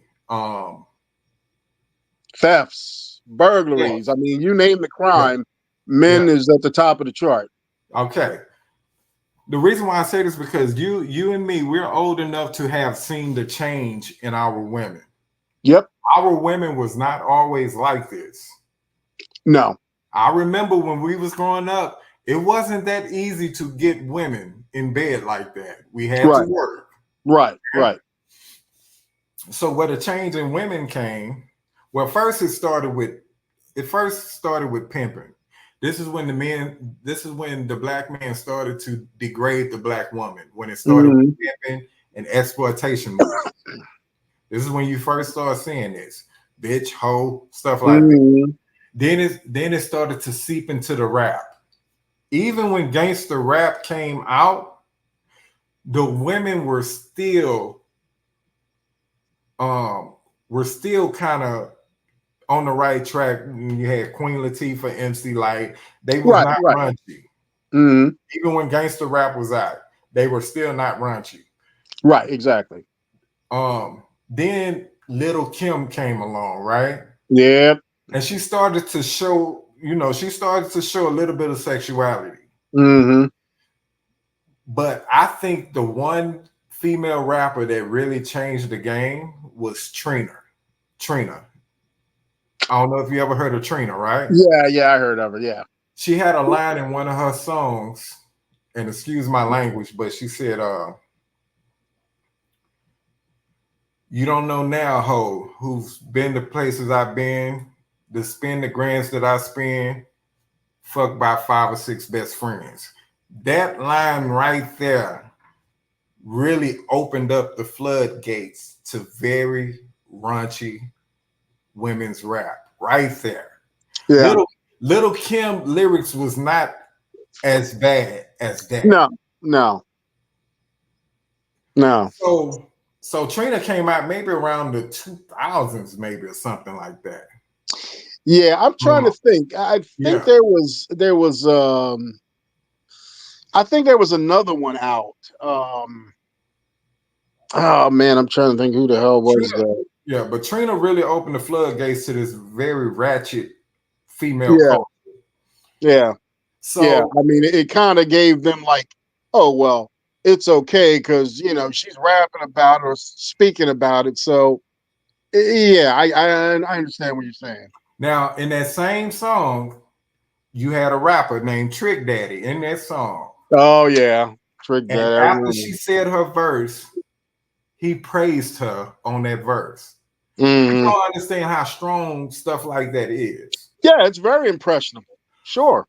Remember when Two Live Crew came out, right? Oh yeah, Two absolutely. I Live remember. Crew was Oh, the start. Was it? yeah, old Luke. They Uh, opened up the floodgates for twerking and yeah. Well, the famous Luke comment was I remember on the interview when this Japanese girl he was up on stage and he was going through his rapping and whatnot, and the girl went down on him, and this one reporter they were interviewing him and said, "What would you say to her father?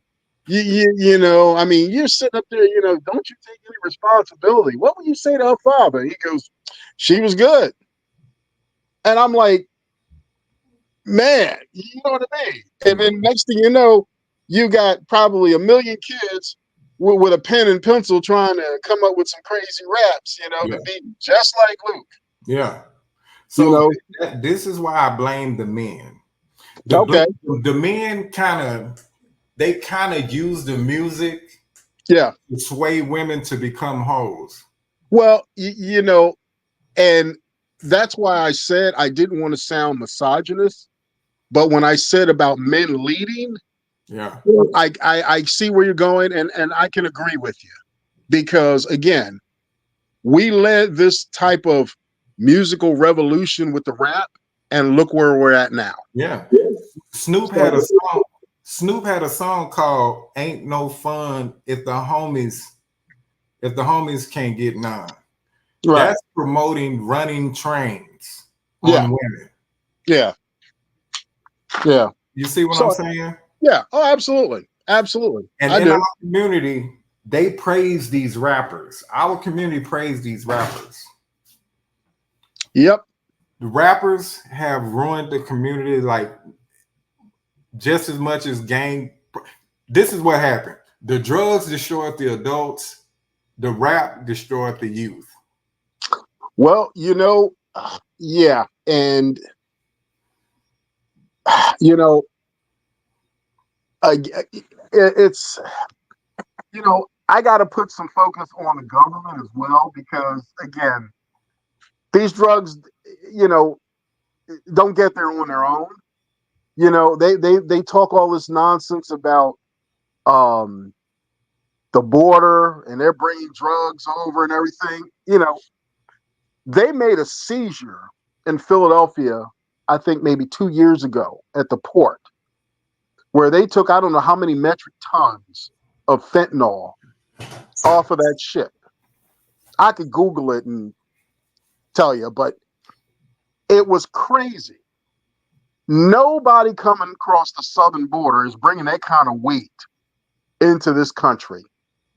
But I understand that we need immigration laws and all that. I get that. But the government, you can't tell me that they are not responsible for a good portion of the condition of the drugs in this country.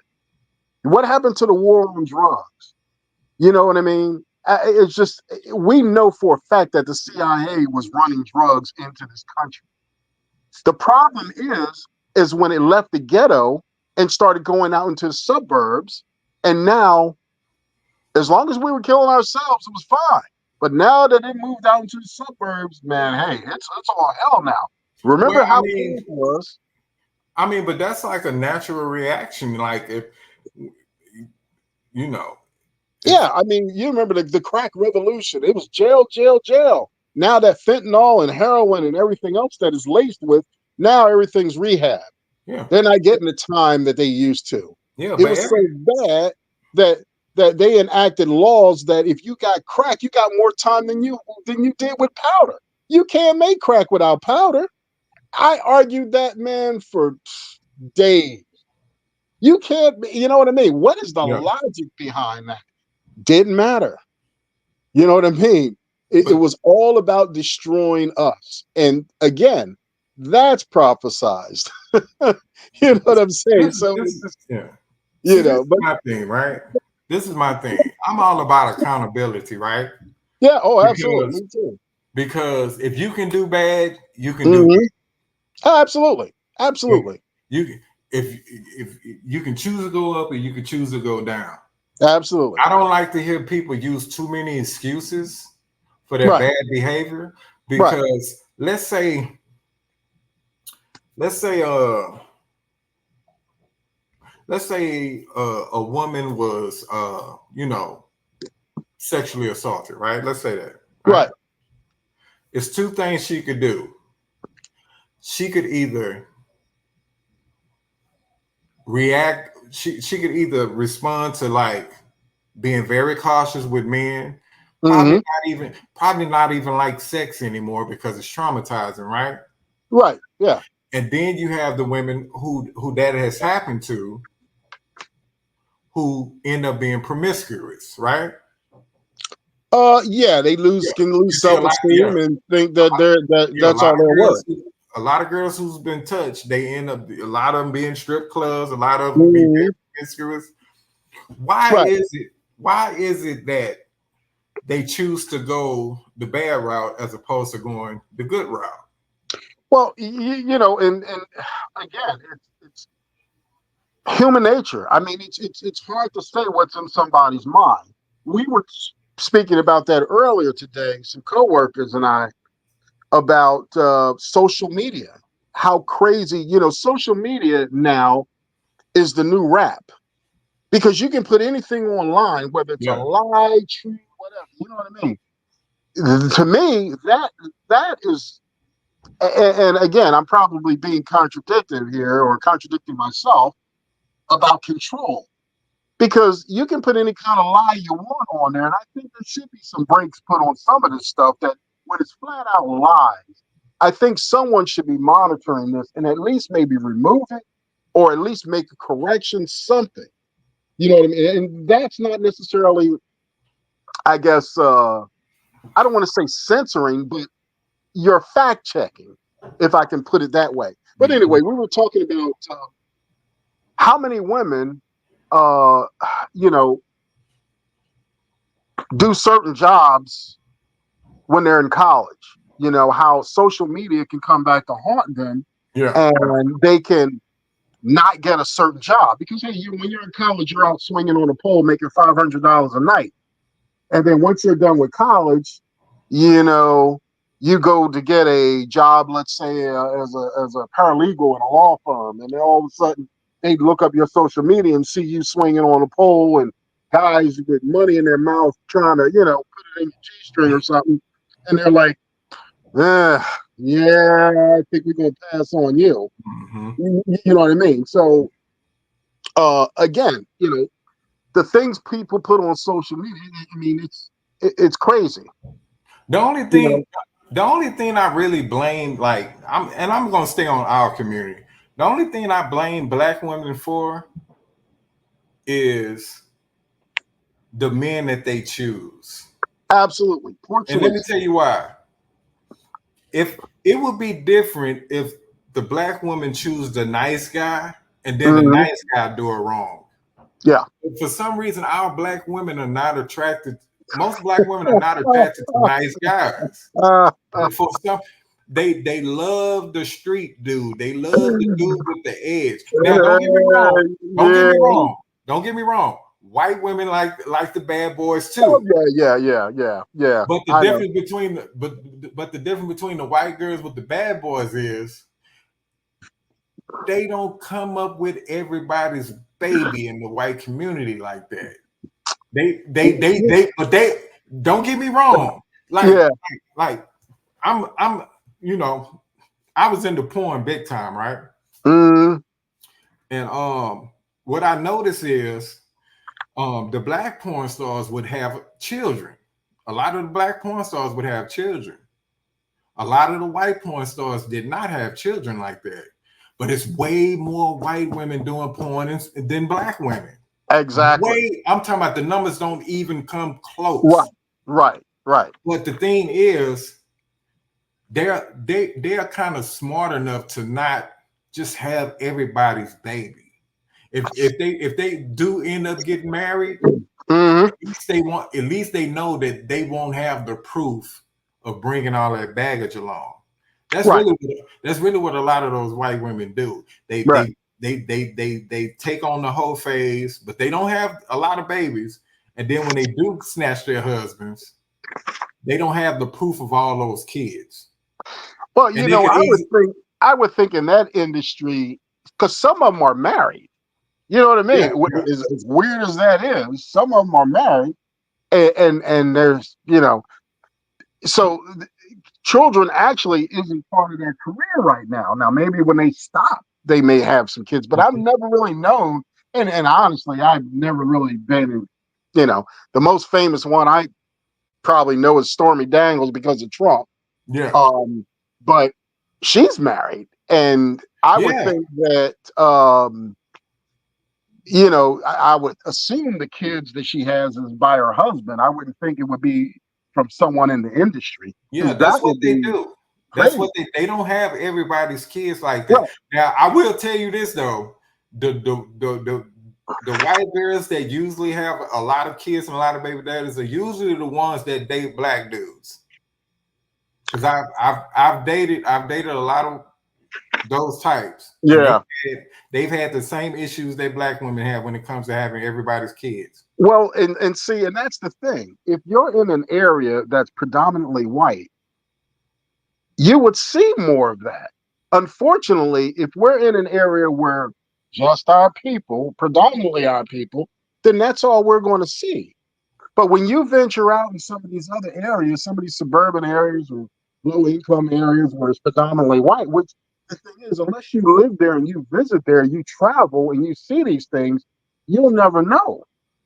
Because all we're used to is our environment. That's why when people talk about black on black crime, I say, well, what about white on white crime? No, but you do understand that the reason why you don't hear white on white crime, because it's not a thing to them. No, but if they it make was a it a thing thing to us. They make it a no, thing no, about no, us. real talk. Do you hear white people complaining about white on white crime? Do you hear that? No. Well, you don't hear that. You don't hear it because, number one, if you're not around them to hear it. Number two, the media doesn't. Whoa! What do you mean? What do you mean? Whoa! What do you mean we're not around them to hear it? What do you mean? We are around white people. We don't. Yeah, this world is not segregated. No. I mean, as far as you don't live in that community. You know what I mean? If you live in a predominantly white community, you would hear about more white on white crime. You don't have you don't have to live in the black community to hear about the problems in the black community. You know why? Because the problems in the black community are sung through hip hop. We have a genre of music telling you how bad our communities are. Well, we have a genre of music dedicated to that. Because they sensationalize black on black crime. They make it a point to let everyone know about black on black. You just talked about the media and how these people control the media and they control the narrative. This is what they're doing. This is part of trying to destroy us. So are you telling me? So you're telling me that every other race just hides their stuff better? Is that what you're telling me? Have you ever lived around Asians? I've lived around everyone. Okay. Do you know that in Asian communities, they have gangsters in there? Do you know some of these people? You see this stuff on the movies, but yeah, I'm talking straight fact. Yeah. Do you know that some of them people pay protection? They're afraid to speak. They don't speak to the police. Asians, they don't rat on each other. If they're getting stuck up and they're by their own people, they're getting controlled. They don't go to the police. You know what the difference is? They don't glorify that type of behavior. They do it quietly. But the thing is, it happens, and that's what I'm saying. But that's not the argument. That's not the argument. Well, let me tell you something. That's not the argument, but that's why it's not in your face. That's because the media, if they wanted to, they could go in there and they could say, "Oh man, No, that's not true." Let me tell you something. You know who uploads when you see these black fights, when you see people black fighting on video, you know who uploads that stuff? Black people. Oh, absolutely. Absolutely. That's why I said the social media is the new gangster rap. Black You know what I people, mean? black people promote. Exploiting each other It's not the over media. nonsense. The media lets you put what you want to put online. Well, yeah, well, yeah, to a certain degree, yes, yes, I agree. That's what I'm saying. And I think it's smarter for people to hide their bullshit. Oh, Like, sure, think of about it. course. Think about it. Think about it, right? How often do you see a Mexican man, an Asian man, or a white man being shown on TV face down getting brutalized by another race? How often do you see that? You don't see that very often. But you see a lot of images of a black man with a white man standing over him with a whip from back in the day. You see Mhm. you see the image of George Floyd getting his neck Yeah, yeah, stood yeah, on. yeah. You they go Well, they go out of racism is still alive and well in this country. no, but this is what I'm saying. It's a group on Facebook about black people telling you not to forget this. Black people say never forget, never forget. And Yeah, they well, show yeah, and you and should they are forget. always showing images of black men being victimized. No Right. other race does this to their men but us. Well, here's the thing. Um, no other race went through what we went through. I That's not mean, true. Okay, so see this is the problem I have right here. okay. You're now you're telling me that everybody does the same thing that black people do, but now you're telling me that they don't get victimized like we do. We No, got no, no, no, no, we no, got no, to no, stop no, picking and choosing. no, no, no. That's not what I said. Okay, Our history is different than anyone else's in this country. I'll say around the world. in this Our country, history is different in this in this country. country. Yes.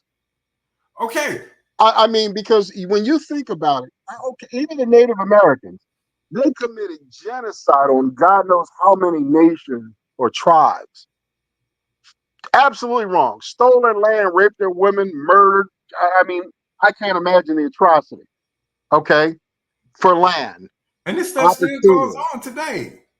Absolutely. But what I'm But saying however, is, but what I'm however, saying is, our people go out of their way to show their men being victimized by the white man.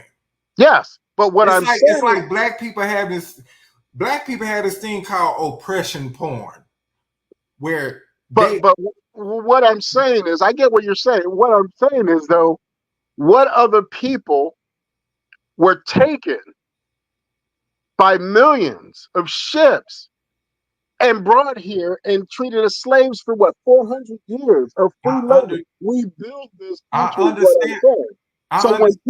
when people show those things, they're depicting George Floyd or whoever and saying never. I think that's their mindset of saying, never forget. I mean, this is who we are. This is how they see But us. do you understand how traumatizing that is? Let me tell you why. Let me But tell it's you why. educational. Let me tell you why. Okay, If a woman has been brutally taken sexually, right? correct. Yeah, okay. Would you pull that woman in a room and show her images of women being done like that? Would you do that? Would you think that was healthy? That's a different. See No, that it's not. No, it's not. yeah, that's not a fair. Why is it not? It's both. That's not a fair comparison. It's a person being victimized, right? Yeah, but here's the thing: how many millions of us who've never had a knee from a white officer on our neck? We can empathize with seeing that, but but we've never experienced that. You're But what taking I'm an saying, actual what I'm victim and showing them, images of someone being assaulted. but That's why? Let me ask you something. But why do we go out of our way to show our men being victimized? I mean, I don't know. I would say, education, maybe. Let me ask you something. Let me ask you something. Let's say you went to prison and something like that happened. Let's say I went to prison and something like that happened to me. I ain't gonna use you. Let's say something like that happened to me, right? Okay.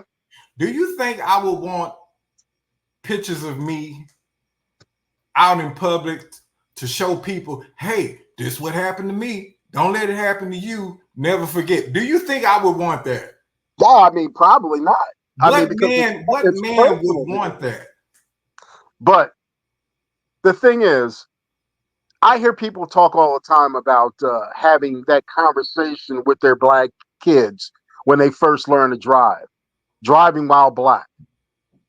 If you don't educate your kids, if you don't show them images and say, look, if you ever run into this situation, sometimes that's the only way.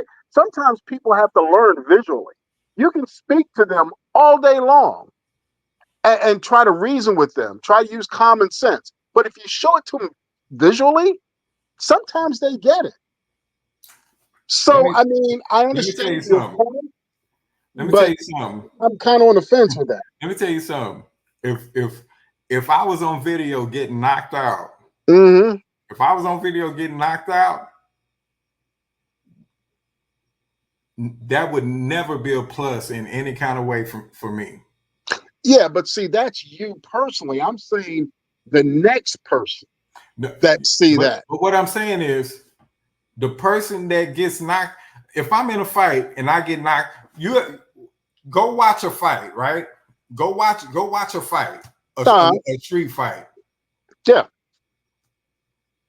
The person that gets knocked out, what happens when he gets knocked out, right?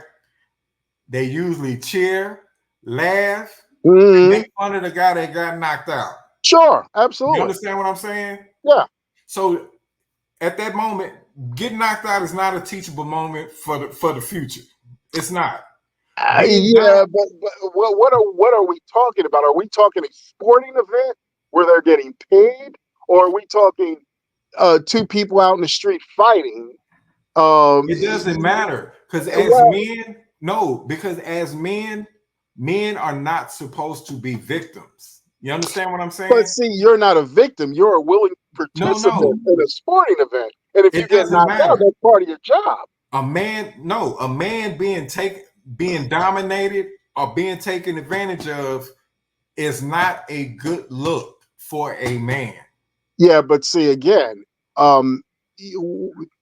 we have to be careful about what exactly we're talking about, because again, you're talking about someone getting knocked out. I'm saying, if you're a victim out on the street, and I know in Philly they had these idiots walking around just punching people and knocking them out, thinking that was cool.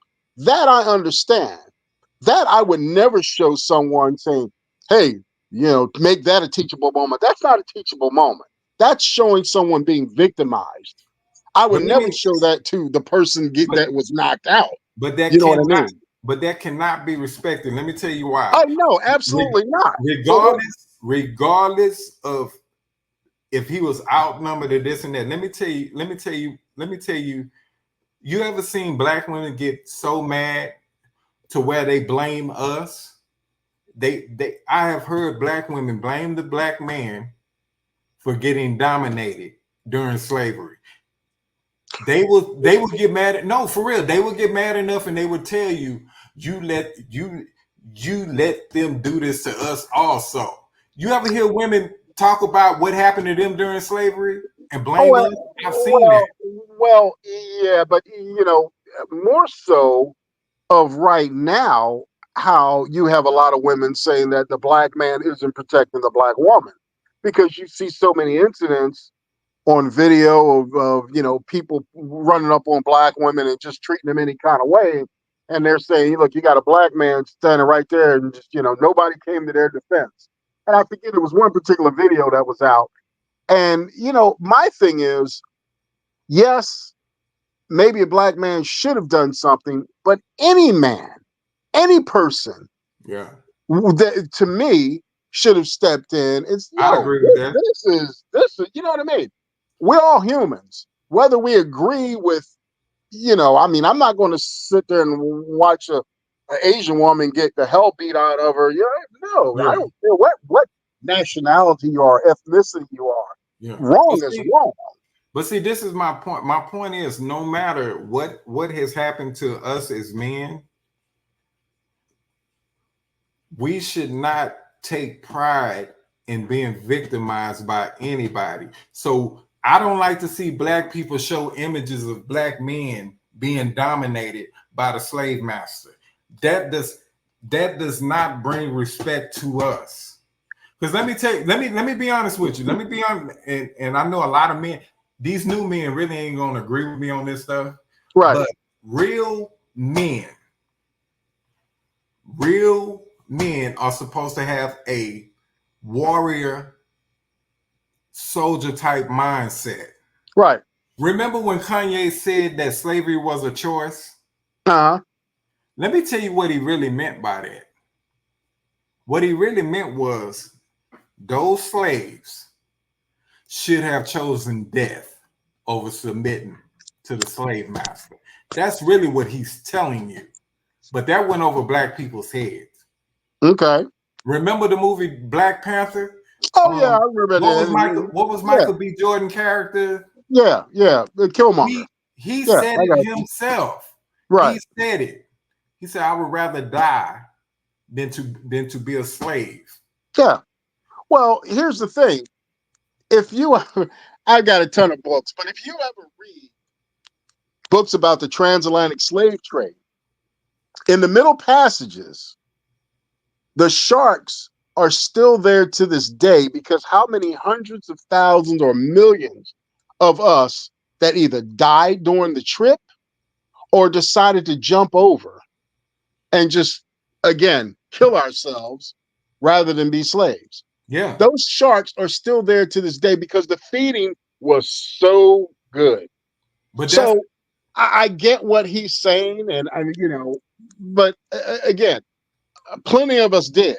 But that's what men are supposed to do. That's really what men are supposed to do. Men are supposed to be the sacrificial lambs. They are not supposed to submit to that type of I forgot the word. I understand what you're saying. Yeah, that type of atrocities give me liberty. Treatment. Yeah, give me liberty or give me death. Yeah, that's the way a man's mindset is supposed to be. But also, do you ever think about some of the men didn't do that because if they're dead, they can't protect the women? In those slave ships, do you realize, you ever seen one? Do you ever how they had them laying on top of each other? Okay. Where are you going to go? All right. Check this out. Okay. By your logic, by you saying that, that they did that because they wouldn't be able to protect their kids, right? Well, now, I mean, I can't. I mean, I couldn't imagine. Okay, now let me ask you something. I'm only guessing. Okay, now let me ask you something. Mm-hmm. Let's say I have your 5-year-old kid, right? Right. Let's say we cool. I got your 5-year-old kid out and about with me. We going to the store, right? Right. Okay. If somebody come up to me while I have your kid and put a gun to my head and say, "Give me this kid or I'll blow your head off." Right. Would you expect me to give him that kid, or would you expect me to die before I give your kid up? Which one would you choose? Well, here's the thing. If you die, they're going to take my kid anyway. You understand what I'm saying? So at some point, would I like it? No. But I would prefer. What would you want me to do? What would I want you to do? Yeah. I mean, if I had to choose, which one would, if I had to make a choice to either save myself and let him take your kid, or he has to take your kid over my dead body, which one would you respect more? Well, yeah, obviously I will respect him taking my child over your dead body. However, here's the downside of that.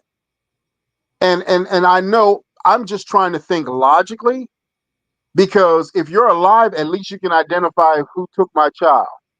You know what I'm saying? If you're dead, they still take my child and I have no clue. Would I But let me like tell it? you something. No. If I come back to you and tell them, man, they was gonna kill me, I had to give up your child. You are not gonna like that. Oh, hell no. Because Absolutely not. Absolutely not. put yourself with your child and somebody Mhm. do that to you. What would you do? Oh, yeah, you're going to have to kill me. I mean, come on. That's what I'm saying. Come on. That's what But a see, real man would say. but see, that's me.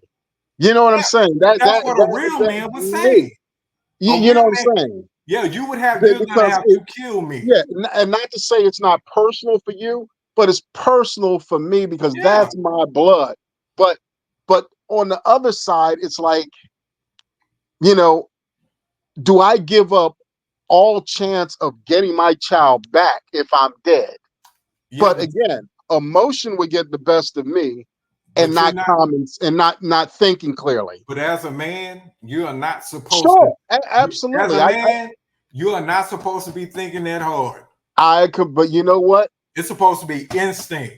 You know what? But yes, I agree with you. It's supposed to be instinct, but still, in this day and age, you know, I mean, you got to have some common sense.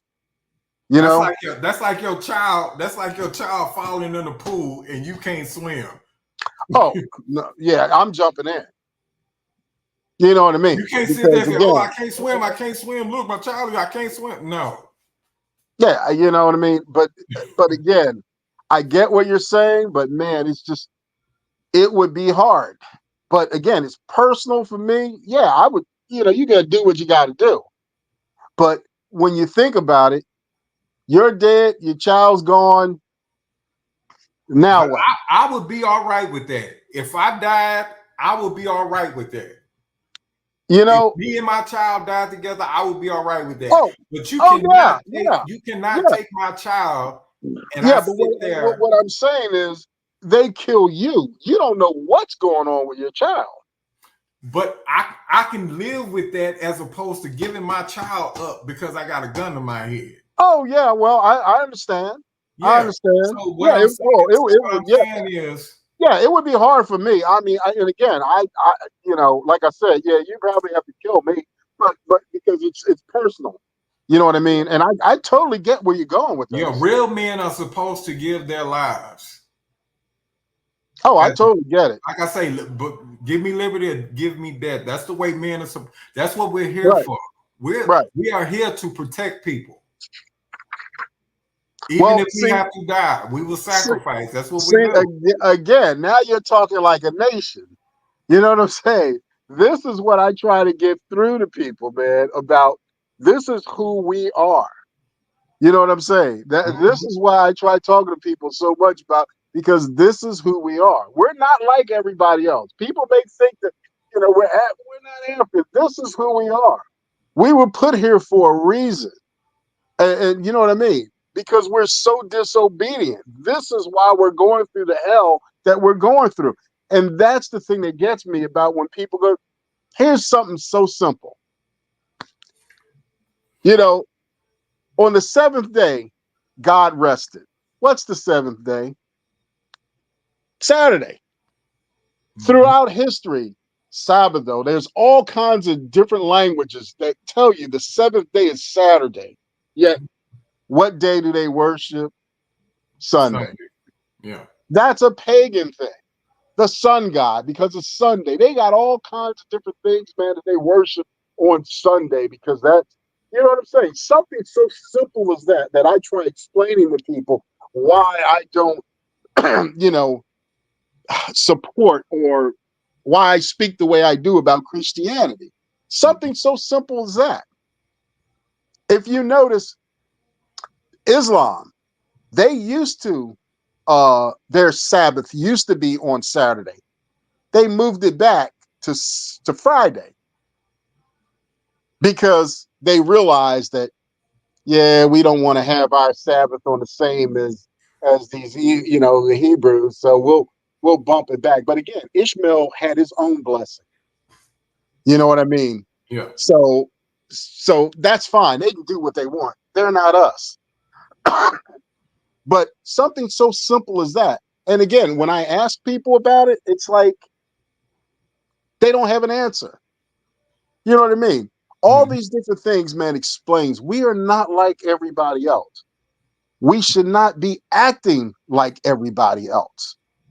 These laws and everything was written for us, specifically Mhm. for us.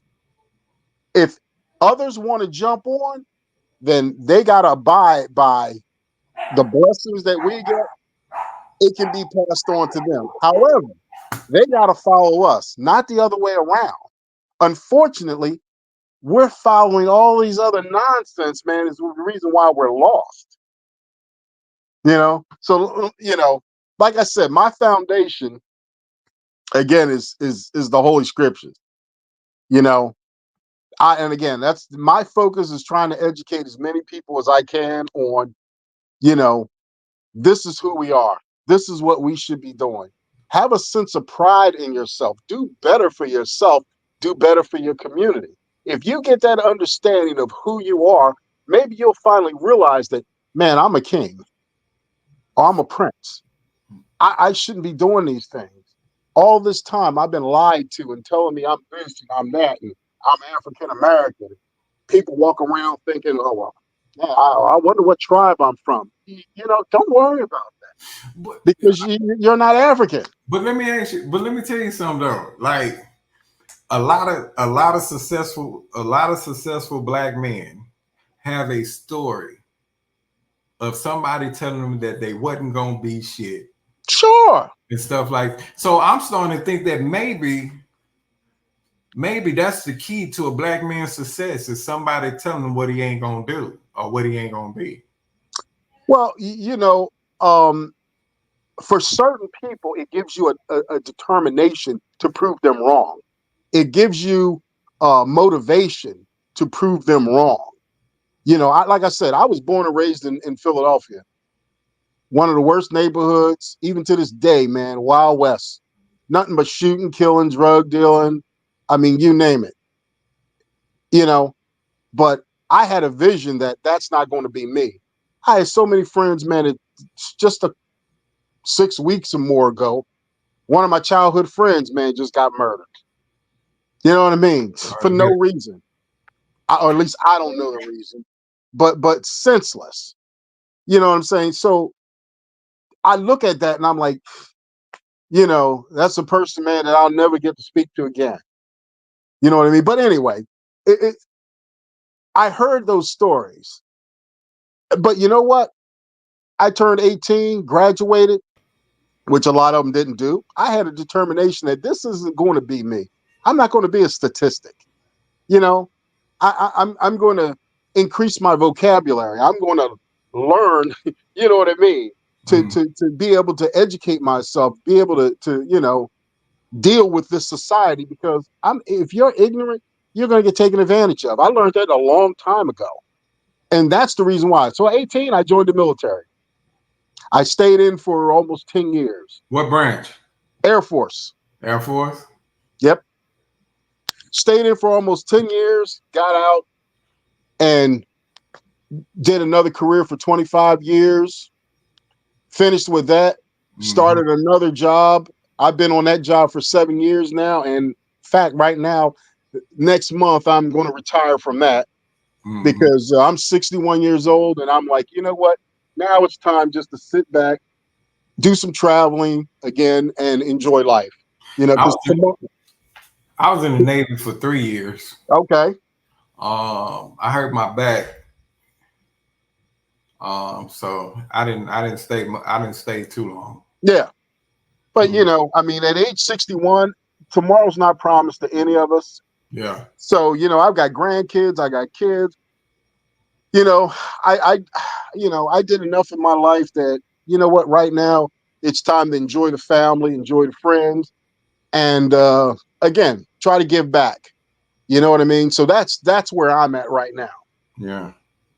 So, I'm trying. I just want to start. I used to. I used to. I used to be, a so-called man whore. oh yeah, we all went through that phase. I And mean, yeah, like, I wasn't always like this. I yeah, mean, but yeah. You but grow my up and you realize, yeah. So I adopted my daughter. Okay. Um, I got married. I adopted my wife's 2-year-old daughter, All right.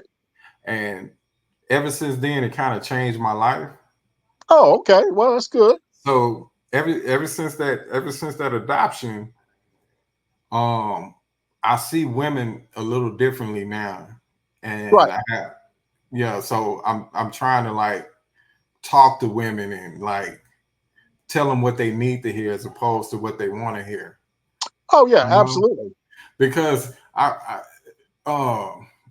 it's this one it's this one porn star. She used to be a porn star that I follow on Twitter, and she asks all her fans. She said, "Do you guys think I should get back into doing movies?" And I told her no. I said, "You should find something better."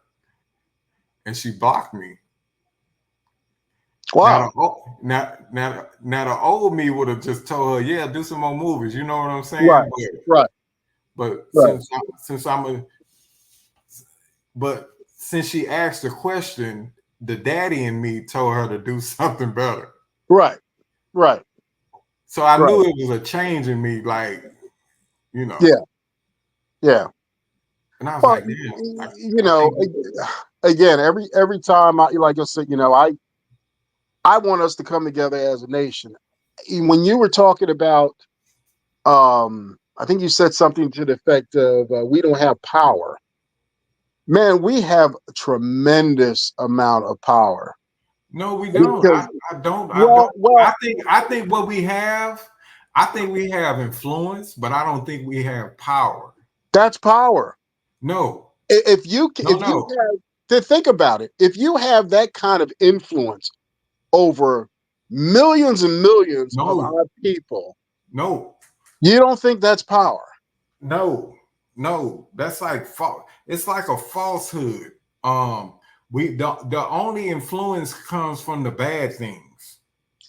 Yeah, We no. but Think about it. Think I, I, about it. I get what you're saying, but I'm saying influence in general. Imagine if that was good influence. That's power. Even though this bad influence, you got the rap, you got the crazy gangster movies that always show us drug dealers and whatever else. Yeah, they're making millions off of that, and actors getting famous, whatever they get. But again, that's power. When you No, have it's that kind of not. influence, That's think not about power. think about what you can do. No, if, that's if if that was transferred into something good, think about the influence that would create. Yeah, you know what I mean. If all of a sudden all this gangster what nonsense rap stopped, what is and this power though? What give me an example of this power you're talking about. the movie industry, just imagine you have someone like Denzel Washington. Okay, look, you know what? I'm not going to do movies like Training Day. To me, when he played Malcolm X, that was a huge disappointment. And I understand how Spike Lee was disappointed. Malcolm X it got to a point where when he was speaking, sometimes you couldn't tell the difference between the real Malcolm and Denzel Washington. He didn't get an Oscar for that. He gets it for Training Day playing a corrupt cop. So if he said, you know what, I'm not going to do that kind of nonsense. I'm going to do, let's say, other movies. He can write his own ticket. That's power. You don't think if he speaks and says a certain thing, you don't think people will follow that. I hate to put actors and actresses and artists in that predicament, but they have millions of people that follow them, unfortunately, because we really don't have, to me, any true leaders. So, unfortunately, sometimes that's all we have is sports figures and other people with common sense. That's speaking. That's power. When you talk about advertisement and images, you don't think they prey on that? They know that people are going to run out and buy Michael Jordan's sneakers or whatever. That's power. What if Michael said, you know what? I'm going to make my own. I'm going to make a deal with Nike or some other company over in Korea, and make my own sneaker. I'm gonna cut Nike out of the picture. You don't think people was buying? That's power. This is the thing. When it comes to black people, I don't consider it power. I just consider it untapped money. Whenever somebody's selling something to the black people, that's just an untapped market. That's all it is. It's But you don't think money's power? Money is power. But what I'm telling you is black people don't really own anything. That's my point. So we're power comes from what you have. That's my point. The other thing was people went out and bought Kyrie Irving sneaker. I think he had one. Someone offered him a deal. I just seen this was a while ago. Some a black entrepreneur, he said he contacted him and said, hey. I remember that. Yeah. I remember that. You see what I mean? Yeah, I remember that. Power. When they dumped on, yeah. I remember Unfortunately, that. When they dumped on him, that would have been a golden opportunity. But you know what? No problem. You know what I mean? I remember. Do you know how many people would have kicked Nike to the curb and be like, yeah, okay, hey, well, Kyrie's doing his own thing. That's power. Yeah. You know what I mean? It's money, because they would look at that and be like, damn, you just lost a superstar. Imagine the influence. Yeah. So imagine if you take that a step further and a step further. We probably spend billions and billions of dollars. We make this economy being only 13% of the country. Imagine how many billions. That is power. You know, we create so much in this country that we're a trendsetter. Our culture has taken off to, I mean, everything around here, man, is our culture. Let me tell you something, though. Let me tell you why it wouldn't work. When I hear black people say we need to do black this, and black that, it's not gonna work. Let me tell you why. Because we're the only race. We're the only race, and I talked about this earlier, where what the pro-blacks do, we put this skin color before everything. Real business people don't do that. Right. Real business people like money from everywhere. Oh, sure. Yeah. That's why you don't see. That's why you don't see white-owned businesses. That's why you don't see Latino-owned businesses. You don't hear that. Yeah. They just had a business in Spanish. That's it. Well, you know what I'm saying? Yeah. And the thing is, the problem with that is, like I said, growing up, I remember, because there was a bar around the corner from our one house, and my mother used to work as a domestic, and she would iron this guy's clothes and whatever. He would come over and pick them up, and one day he went around the corner, and no, I'm sorry, he came to the house first, picked up his shirts and everything, and then he was like, yeah, all right, I guess I got to run around the corner. And we're looking at each other like, run around the corner in this neighborhood? Come to find out, he owned a bar right around the corner. Black bar. So you know what I mean? Because the liquor license in Philly back then, man, was probably over $100-some grand anyway. Nobody in our neighborhood could afford that. So that's the way they did it. Everything was a front back then. It probably is still now. Yeah. You know what I mean? Because liquor license and all this other stuff. But I said that to say this. Black people had a tough time getting low-income loans to start businesses. When the Koreans came in, man, you got Korean restaurants all up and down in the hood. But when a black person tried to open up a soul food restaurant and go to try to get that loan, couldn't get it. That's why. You know what I mean? You see, this is why I say that black people have to move differently than everybody else.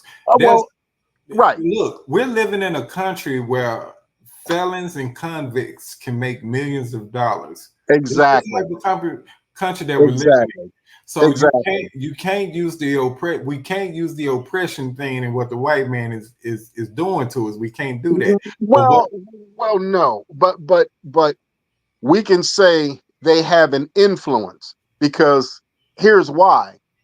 They will give that felon, you know, um, and promote this felon, but they won't give you a low interest loan to start a business because they look at that felon as when things go south, they can always throw that in his face and throw it in the public's face and throw it in our face. Hey, well, guys are felon. So what do you expect? I'm gonna be honest with you. I'm gonna be honest with you. If you look at the history of black businesses don't do well. The reason why they don't do well is because of our mentality. We Well, don't some don't because a number lot, one, some of us don't know how to market. Some of us don't know how to deal with our own people. and And honestly, some of our people don't know how to deal with business owners. Sometimes we want, and I from experience, some black businesses they want to charge you an arm and a leg when you're like, "Are you kidding me?" I yeah, understand you need to make a profit, but you're not going to become a millionaire in a day. but You know see, what I mean? yeah. So we don't Also, know. Go ahead. we're the least professional people in America. You have seen so many times where we go into these department stores and the worst customer service usually come from our people.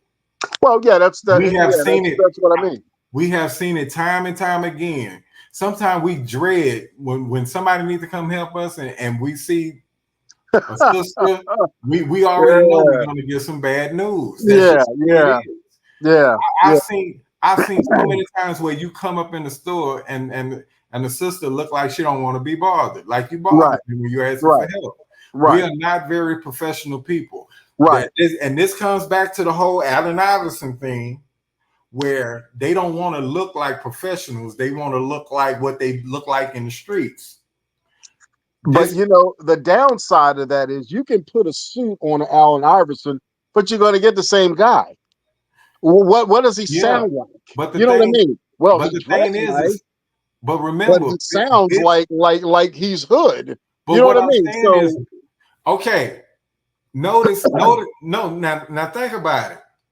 Look at how much different the players look back then, and look how they look now. You look on the court now, they have tattoos up their face, their neck, right, right, all right. that, and the image is looking worse Absolutely. and worse. So you see what I'm saying? So I So would have rather had Allen Iverson in a sweatsuit, which is part of his career, which is part of his job. If everybody else wanted to wear a suit, more power to him. But okay, the man's wearing a sweatsuit. He's going to answer the same questions I'm asking him. He still has his braids. yeah, Nothing's changed except we put a suit on him, but he but this, sounds the same. but the problem is when black folks had a problem with that and they went on ahead and just let them wear what they want to wear, the image got worse. So what happens is your presentation and your mindset dictates how you're gonna move. So if you're gonna look like a street dude, you're gonna bring street dude energy to the product. Have you seen? No, think about. No, let me tell you. All right. Have you seen this new WNBA? Do you watch WNBA?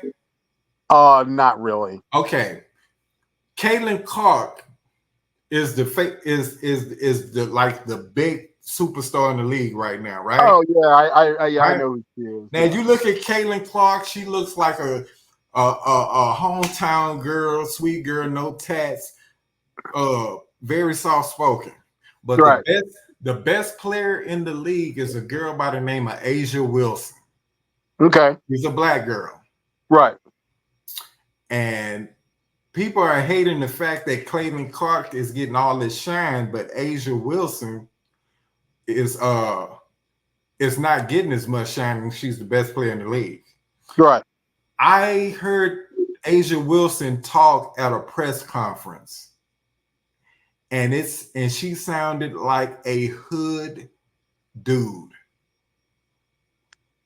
Okay. She even you know how we do when you say like a lewd joke. Yeah. Let's say like oh, those balls are hard, and then Yeah. somebody kind of snickering like you know, stuff like that. Right. She Right. did Right. she did that at a press conference. A woman did that at Wow. a press conference, Yeah. and she sounds very masculine. Right. You can't make that the face of the league. I'm sorry. Right. You Yeah. cannot Well. make that the face of the league, no matter how good she is. Even Michael Jordan has some classiness about him. Yeah. Well, And I mean, that's the problem with our people. but We're not very professional. We don't understand business. but the thing is, there's no one else that you can make but there again, why do you need a face of the league? You do You, because you know what I that's mean? because it's a fan driven league. The people want to come see someone. I mean, I get it, but again, of all the women, they pick her. They picked You, who? Caitlin you know, Clark. yeah.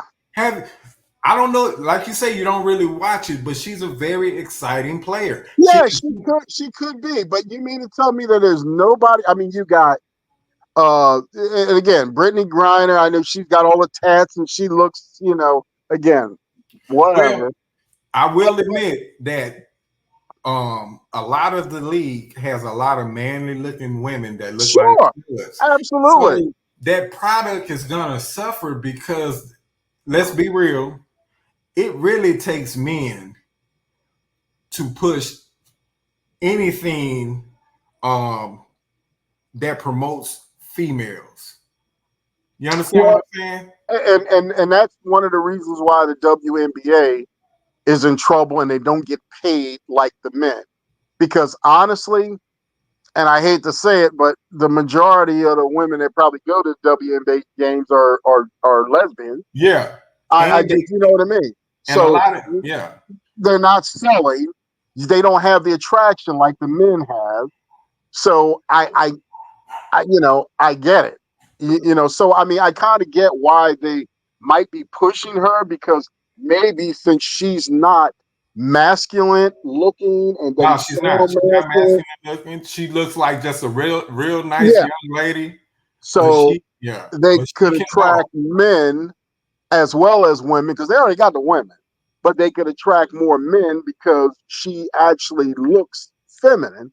And honestly, I mean, I stopped watching the WNBA, man, like decades ago. I remember Cynthia. Oh God, what was her name? Cynthia Cooper. Cooper. Yeah. Yes, I used to love watching her. And then Staley, and then there Yeah. was another one that was she was from North Carolina, light skinned. But I mean, they all were like. Now Cynthia Cooper didn't appear to be. She didn't sound like she was lesbian, but like the other ones, it was just like to me, it was you know what I mean. I just couldn't watch it anymore. It was like what is this league turning into? You know what I mean? Because think So about it. Think about it. Who is one of the most famous female athletes? Serena Williams. yep. What did black men used to say about Sabrina? Her body. They used to talk about her body all the time, right? Oh well, yeah. I mean, Although she was good, a lot of black men like Serena because of her body. oh yeah. So that's what made her I mean, that's on what top of brought she's a lot probably of the best attention. tennis player, that played. But yeah, I mean, yeah, her body was, absolutely. Yeah. So women got to understand that at the end of the day, it's got to be some kind of sex appeal when it comes to them. Well, yeah. There's got to be some kind of attraction other than just playing basketball. You know what I mean? Yeah, this is why OnlyFans people make way more money than they do. It's the Oh reason why. yeah, absolutely. I mean, some of these girls are actually getting OnlyFans because the league doesn't pay enough. Oh yeah, well that's why what's her name went over to Russia and got caught up over there because they weren't making, you know what I mean. But again, you know, I don't know what it is. I mean, it's like they want to live that life. If that's who they are, that's who they are. But like I said, everything has consequences. And unfortunately, right now, Caitlin Clark, I guess, you know, she's doing well. She's He's doing great. you know what I mean? I think I remember she had like what the record turnovers her first game out or something, and Yeah. they put her on blast for that. You know, but I get it. She's got her legs under her now. She's got, you know, a sense of the game now. You're not playing college ball. You know, this is shit. They're going to give you a wake up call in the pros. You know, I get it. But you know, I just think us as a people, I think we need to we our skin color is holding us back. I don't think our skin color. I think our ignorance. Well, Yeah. that's what's making us ignorant because we thinking with our skin color as opposed to thinking Well, I think because we've been miseducated for so long we will that never that's all we have to fall back on. we We will think everything is about that when it's not. because It's deeper than that. we're always bringing up the past. But let me tell you something: you cannot.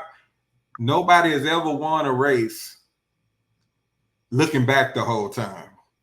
Well, You you have to know, look forward. absolutely, absolutely. Because But our past is too traumatic yeah, but to the to thing dwell is, on that. no, you can't dwell on it, but you can use it as a measuring stick and you can use it as But motivation we not to don't. go back. The problem We is we don't. don't. But That's that's why what we that's should why teach. we don't. That's why my daughter at the age of 10 was coming home acting like she has post traumatic slavery syndrome because of something she was taught in class. Well, see, and that's the thing. We're so miseducated that, you know, history should be history. I don't agree with this Black History Month. Number one, it's the old running joke. It's the shortest month of the year, but it should be history. Every I, contribution that we made to this country, we built this country. It should just be history. If it's a Black person that did it, it's a Black person. It our should be history. our history has too much victimization in it for it to empower us. It Yes, just it does. does. But it also has a lot of educational value. They don't have to stress solely on the negative. They can touch on it, but then they can move forward to, like I said, But they motivation. can't. But that's Oh, the thing. oh, They can't. They're not moving forward. They're still talking about it. because it's the educational system. The reason why they don't want to do it is because, again, it's about destroying us. Think about it. If they came, for instance, if they were teaching history and they were talking about civics, and they said, talk about the White House and say, you know, we're going to talk about, you know, how you know a bill becomes law and everything else. But touching on that, we're going to talk about the White House. Do you know who the architect was for the White House or D.C.? Black man. You notice everything runs underground. What about the traffic light? You know who invented the traffic light? A black man. You know what I mean? There's so many things that they could touch on. The gas mask, a black man. The I don't cotton believe gin. all this There's stuff. so many different things I don't that believe that all we. this. You don't believe it, I don't believe a lot of this stuff. man? Read, Then you read know why I history, say man. this? You know why I say Read this? history. Why? I, I understand that somebody told us that we invented this stuff. The reason why I say that because we You see, that's the attitude that a lot of people have. no You I, don't believe it because because it's think like, what about is it. it? T. What have we invented? What have black people invented in the past 40 years? You Think of know, something that we've invented in the past 40 years. but see, that's the thing. They may not get credit for it because, again, you have You work for a company and you invent something. No, no. Answer the question. Answer this for me. What name something that we have invented in the past 40 years? Honestly, I couldn't tell you because I didn't keep track. I don't keep track. Now check this out. You're telling me that we invented all these things Absolutely. when they was so-called holding education back from us, right? Absolutely. Okay. But in the past you 40 know years, we why? haven't invented anything. This is You what know I why? think. Because we get complacent, we can get lazy, and modern day things, what is there to invent? Back then, when we were picking cotton and we were doing all these things, we were farming. What did they know about farming? You mean to tell me that we're back there? White folks wasn't out there. So guess what? It was in our best interest to invent something that would make our job easier rather than out there in the field with a hoe sitting there digging. You know what I mean? So you're telling me that we invented stoplights, but we was like the poorest people around? Absolutely. So we didn't have cars, Read it but for we could yourself. invent Yeah, stoplights. I'm serious. The gas mask. We just didn't get credit for it. How about? Did you ever see that show talking about blue babies? No. But this is what I'm saying. But again, these are the things that we don't get credit for. That again, because the media don't show the positive. We don't show enough of the positive. Blue babies was a syndrome that a lot of white babies got when they had heart defects. And the reason why they call blue babies is because the blood flow would cut off. And of course, when white kids die, they turn blue and everything else, and they would pass away. Well, Vivian, oh God, what is his name? Vivian, I can't think of his last name, but he was in Maryland at the Walter Reed. I believe it's Walter Reed in Maryland. Big hospital. He created a device that could clamp the child's artery small enough to where he assisted this white doctor in performing these surgeries. The doctor, I mean, he revolutionized it, revolutionized helping these children with these heart defects. And right now, he got an honorary doctorate at Walter Reed Hospital because of that. And this is back in God, I want to say, was it 30s or 40s, maybe? You know what I mean? This is the kind of stuff, man. But again, here's a guy who couldn't even vote, called the N word probably everywhere he went. But this man was smart enough to invent something like that. Look it up. Just Google blue baby. But see, this is the thing. This is the thing, right? And this is why I only like to talk about things that was there when I was born. Right. Okay. And I only like to go by what I've seen. Right. And what I've seen from Black people in all the time that I've been living, it seemed like the only thing we really just come up with are like dances, recipes, right, stuff like that. Now, the reason why it makes sense that when it comes to like herbals and stuff like that, because we're more of an earth people. Well, yeah, exactly, and you know why? Yeah. we're more of an earth people. So when it comes to like medicines and the way the earth rejuvenates our body and stuff like that, that makes sense. But when it comes to technological things, right? Where we come from, we were like, as far as us being from Africa, we are not wired to be technological people. See, that's where you're wrong. Because see, that's the stereotype. We have to stop being, but see, we have to stop being afraid of these stereotypes. Everybody has a stereotype. We're not the only people that has a stereotype. Right. But when you say we're not technologically sound, we were. Let me tell you why. Let me tell you we- why. Let me tell you why. Okay. Go Google technologies in Africa. Okay. If you go look at the African continent, Mm-hmm. it's not as technically savvy as it is when you go to a Japan.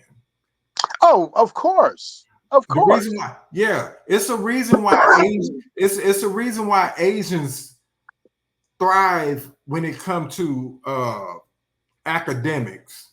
Well, because see It's a the let me problem with that is let me can I say you have all these other countries. You have China over there in Africa. They are raping that country's resources left and right, and you have people who are just selling the continent out. You know what I mean? okay, To okay, make okay. money. Let So me tell you that's the reason why. Let me But tell you when you something. talk about give me a minute. When you're talking about technology, who do you think built those pyramids? How do you think they got those blocks and everything so perfectly set in there? What kind of technology do they use? But To we this day, could they do that now? but let's How long would it take? but So you see, we were very technical people as far as medicine we and can't everything. We we were can't scholars. So when you look say that, no, our education, look we got dumber look. because of that. No. I don't believe that. I don't believe that we just got dumber all of a sudden. You can't be these amazing people. Not all of us, but You I'm can't saying no you as a nation, I look refuse where to we're at now. believe I refuse to believe that you can be these amazing people and then below on a totem pole. It doesn't make sense. There's not a straight A student in any school that's not thriving at all at school. If you're smart, you're gonna thrive. Sure. But I'm talking. You cannot be the smartest people, you cannot be the most amazing people and be downtrodden like you are. So what are Why you not? lacking? What are you Because, lacking that makes but everybody else outdo you? but look what happened to us. Yeah, that's what I'm saying. So You know what I mean? we can't be that smart when everybody else gets over on us. That doesn't happen. But there's a reason why it happened. How? Because that's the way the system was set up to do that to us. So how come we can't create? How come we didn't create a system that does what everybody else does? Think about it. You know what? That's a good question. But That's what I'm trying to say. the problem with that is some of us did and some of us didn't. There's plenty of black-owned businesses. This is There's what I'm plenty of saying. black-owned companies that are This is doing what I'm well. saying. Whenever black people start talking about do your research and this and that, all they doing is finding things that go against what they've been taught. That's all that is. None of us were born to see these things, so we really don't know. All I can go by is what I see once I'm born and as I grow, what I see and what I have seen since I've been on this earth. I have not seen black people invent anything. I have not seen it in all years. So you can't tell me that before I was born, we was inventing all this stuff, and now in my 40 years on this earth, we're not inventing anything. Here's the thing. Nothing's supposed to stop. I can't say we're not inventing things. It's just because I don't keep track. But going back in history, the problem is all these things that you say you don't believe. The problem is that back then they couldn't hold patents. Jim Crow and racism, man, whatever they invented, if they took it to someone to mass produce or say, hey, I've got an idea about this, a battery or this or that. Do you honestly think, number one, do they have the capital to get that thing moving? But that's not the You argument. know what I'm saying? So they're all the roadblocks. So basically, it was stolen from them. But see, even though they got credit for inventing it. But see, you sound like every other pro-black. Everything was stolen from us. Everything was this and that. No, it got to come to a point. It has to come to a point where we have to be able to outsmart people. What is our problem? Do we not have the courage? It's not the courage. You don't have the money. You don't have the resources. How did the white man get? How does the white man have all this money to overpower us? Do you really need me to answer that question? No, I mean, seriously, think about it. Do you really need me to answer that question? okay, I'm gonna let you answer. I'm gonna let you mean, answer it. I'm gonna let you answer it. But answer me one question. Okay. Does Africa as a continent have more resources than all the other countries? I would say they did at one time. I don't know if they do now. I mean, they had gold, diamonds, cobalt. You name the resources. That's why every country, European country, America, that's why they all went there to steal. I mean, you know what I'm saying? So if Africa was this country that was rich in resources, what could the other if the other country lacks the resources that Africa has, how are they able to get everything they needed to overtake us? To overtake Africa. The colonization, man. Come on, you know. Doesn't that colonization have to come with some kind of resource to be able to take over something? You can't just take over something with your white skin and your accent. You can't take over a country like that. But they did. I mean, how do you think the transatlantic slave trade came about? They had help from African tribes to do that. They were trading people for guns, whatever. I mean, you know, that's the way it worked. And look at South Africa. Answer me this. How could a handful of white folks take over South Africa? I have no idea. Exactly. That's what I'm saying. I don't have no idea. But we cannot be. But y'all can't tell me that we are these amazing, smart people. It's got to be something we're lacking. Either we lack courage, or we lack the ability to fight, or something.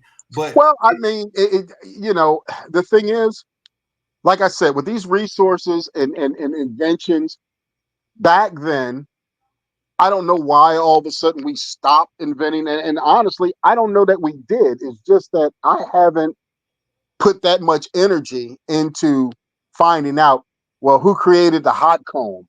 Black person.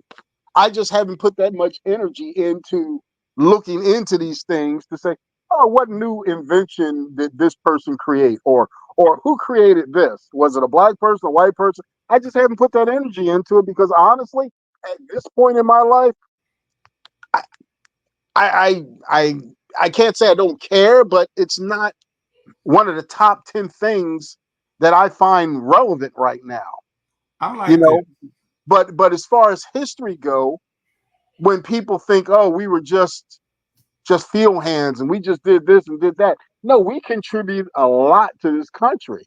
I'm like, and I think when I talk about history, I talk about the things that black people. There are so many books that I have. I'm trying to think one in particular. It speaks about the inventions. But you're talking about things that we was not here to experience or to witness. It's hard for me it's hard for me for somebody to come and tell me that everything I learned was lies and you should believe this instead. Well, the thing is, Google it. Google it. I mean, you know, what's the difference? What's the difference in Google and a history book we read in elementary? What's the difference? It's all words.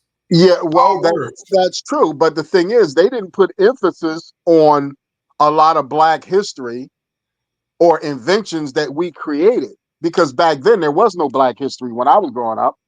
Okay, no, I'm sorry. I take that back. I believe they did have Black History Month. They did. So if it wasn't Black history when you were growing up, you have to ask yourself, well, where did this Black history just come from? I believe they did. I believe they did. They did. But it wasn't like and they didn't put a whole lot of emphasis on it. Should I say that? And I'm not saying it's a bad idea for Black people to tell you these stories of how great we was, I think we need that. I really do. Me personally, I don't believe it. Okay.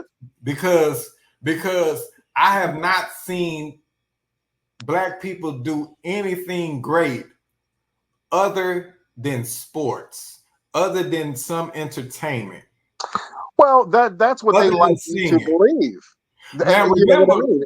when it comes, think about it. Think about what we are very good at. We're very good at music, and we're very good at singing. A lot of that Yeah, has to do with the melanin in our skin.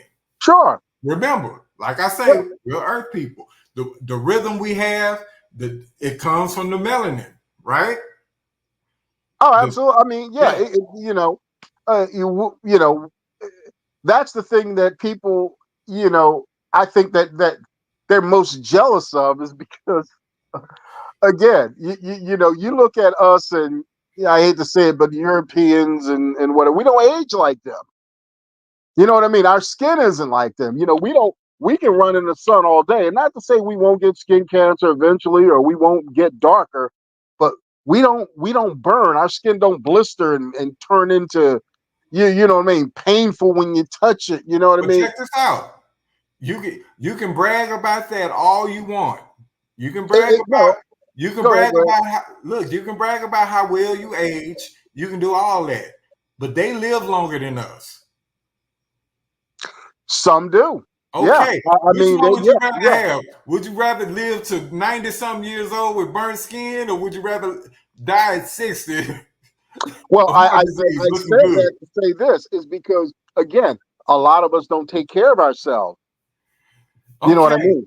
So at the end of the day, I Education. refuse to believe that, and I get it. You want to tell your people stuff that empowers them and stuff like that. Well, how But else are you going to get people to respect themselves and respect others? You know what I why don't mean? That look like them. How how else are come you going to do that by you know what I mean? You going how to come church and whatever. You got to have to identify with something. You check have to this have out. Check pride in this out. yourself. If all Check you this see out. is go ahead. Check this out.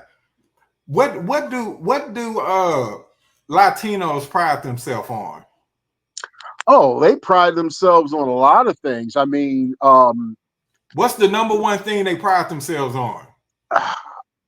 sometimes their language, their culture, their ancestry. You have people, No, uh, no. Let me the answer. Cinco de Mayo. I mean, No, they've got no, no, no, tons of no. things that they I'm pride talking themselves about on. I'm talking about like the one thing they have over a lot of people is it's their work ethic. They they they are very known. They are known for being hard workers, right? See, that's another stereotype. I mean, Okay. yes, You but you but you mean to tell me white folks was out there picking all that cotton no and no tobacco? You know what I no. mean? We have a high work ethic too. You know what I'm saying? KD, we were forced to do that. Oh, absolutely. That's not Absolutely. work ethic. We were forced to do that. Absolutely. But again, that was instilled in a lot of us. That's how No, you that's some of us no. say, No, we were forced to do that. These Latinos, they come here to do that. well, you just said the magic word. They come here to do that because they're trying to make money to send back home to make a better life for themselves. Do Absolutely, I agree. do you? But they I come here to do that. Yeah, but what I'm saying is nobody works harder physically than the Mexicans. When I have I get what you're saying. I get what you're saying. I mean, I agree. they They work they in are a the lot of sun hard workers. 24/7. I rarely see black people on top of roofs. Oh no, Every time, absolutely, usually when I absolutely. see black people working construction, they're the ones holding the stop sign, telling the traffic to slow Yeah, down. yeah. A lot of Mexicans I are doing agree. the hard work. This is I true. agree. But I this is agree. what I'm saying. This is I really what I'm agree. trying to say. Yeah, What I'm as trying far to as say is as far as manual labor and stuff like that, I agree. I why can't mean, I agree because uh I had dealings with a lot of landscaping companies, Yeah. and one in particular, um, he hired a guys from Mexico, Guatemala, and I'm gonna tell you, man, these guys. Every time you see a truck, man, it's full of them. These dudes be working. I mean, absolutely. And roofing, I Mhm. agree with you. There's several crews out here. Yeah, you see them on the roof. I Mhm. mean, in fact, one of my old bosses, he talked about how he had his roof done, and he said, you know what? He made these guys sandwiches and put sodas and stuff out. Man, by the end of the day, his roof was on. Mhm. And, But and so I agree with you. I but agree. They are some hardworking people because, again, they're motivated because, again, they want to send that money back to their family, or if they're here, they want to make a better life for themselves. So they mhm. don't have time for nonsense. I but agree. let me. But this is my whole point, right? Like every race got something. Sure, to They contribute. every race got something. White people, to me, white people have they have this courage to lead, and they have this ability to strategize. This is where they come in at. This is why they were able to take over and make shit happen as far as continents go. This is why you don't see people fleeing from white countries, because white countries seem to have their shit together, right? Well, I No, wouldn't say that. I would say you they're more come on, man. devious, Let's be and real. I'd say they're Nobody's more. fleeing from white countries. I Name a no, but white country that white people are fleeing from. well, I wouldn't say. I would say that they're more devious and cunning because they've had enough I'm practice. not saying that. What I'm saying is white people tend to make a better infrastructure for their people. This is why the Latinos are coming over here, because that's not happening in their countries. All the Oh immigrants yeah, you see absolutely. are coming Yeah, from non-white countries. You have yeah, to ask yourself there, what is going as yeah, yeah. as successful as Jews are, as successful as they are here, why is Well, there so much turmoil on the other side? well. I mean, when you say successful, I mean, They are very successful here. well, yeah, they are, but there's a reason why. I mean, I you mean, know, it's don't dwell on the reason. Just the totality of it. What I'm well, you know, saying is, it's hard to think about the totality of it when they made that money off the backs of others. You but know it what I doesn't mean? matter. And then you It say they're doesn't. successful, but But it they took doesn't matter. advantage. They took advantage of a lot of opportunities But that that's what you. weren't so nice. But you have to ask yourself: is that the way of the world? If you go look Oh at the yeah, animal, yeah, absolutely, yeah, look at the absolutely. animal kingdom. Look at the animal Sure, kingdom. sure. I mean, absolutely, Do have, absolutely. I mean, when you say yeah, they're successful, absolutely, they're look, successful. But I look at. mean, to hurt and do that to other people to make money. I mean, that to me, that's just like drug dealers. But You who's to can't say? fault But him who's to say for that's out not there the way of the selling world? drugs. I'm Who's to sorry. say that's not the way of the world? Look at the Well, animal true. kingdom. Exactly. That Exactly. they will kill, Exactly. they will kill to eat. Yeah. They will Yeah. But so you expect that from animals. You don't expect that from humans. You know what I okay. mean? That's the So how difference. could you how could you not expect some how could you not expect something from humans that they've been doing since the beginning of time? Oh, That doesn't make absolutely. sense. I mean, I understand what you mean, but you would expect better. Let me put it that way from humans. You expect that from animals because that's their nature. And is that the human But do nature? you understand Absolutely. It is. this is It but is. this is It's how the human world nature. but this is how But the I guess world it's wishful works. thinking. I guess it's wishful thinking is where I'm at. I You mean, know.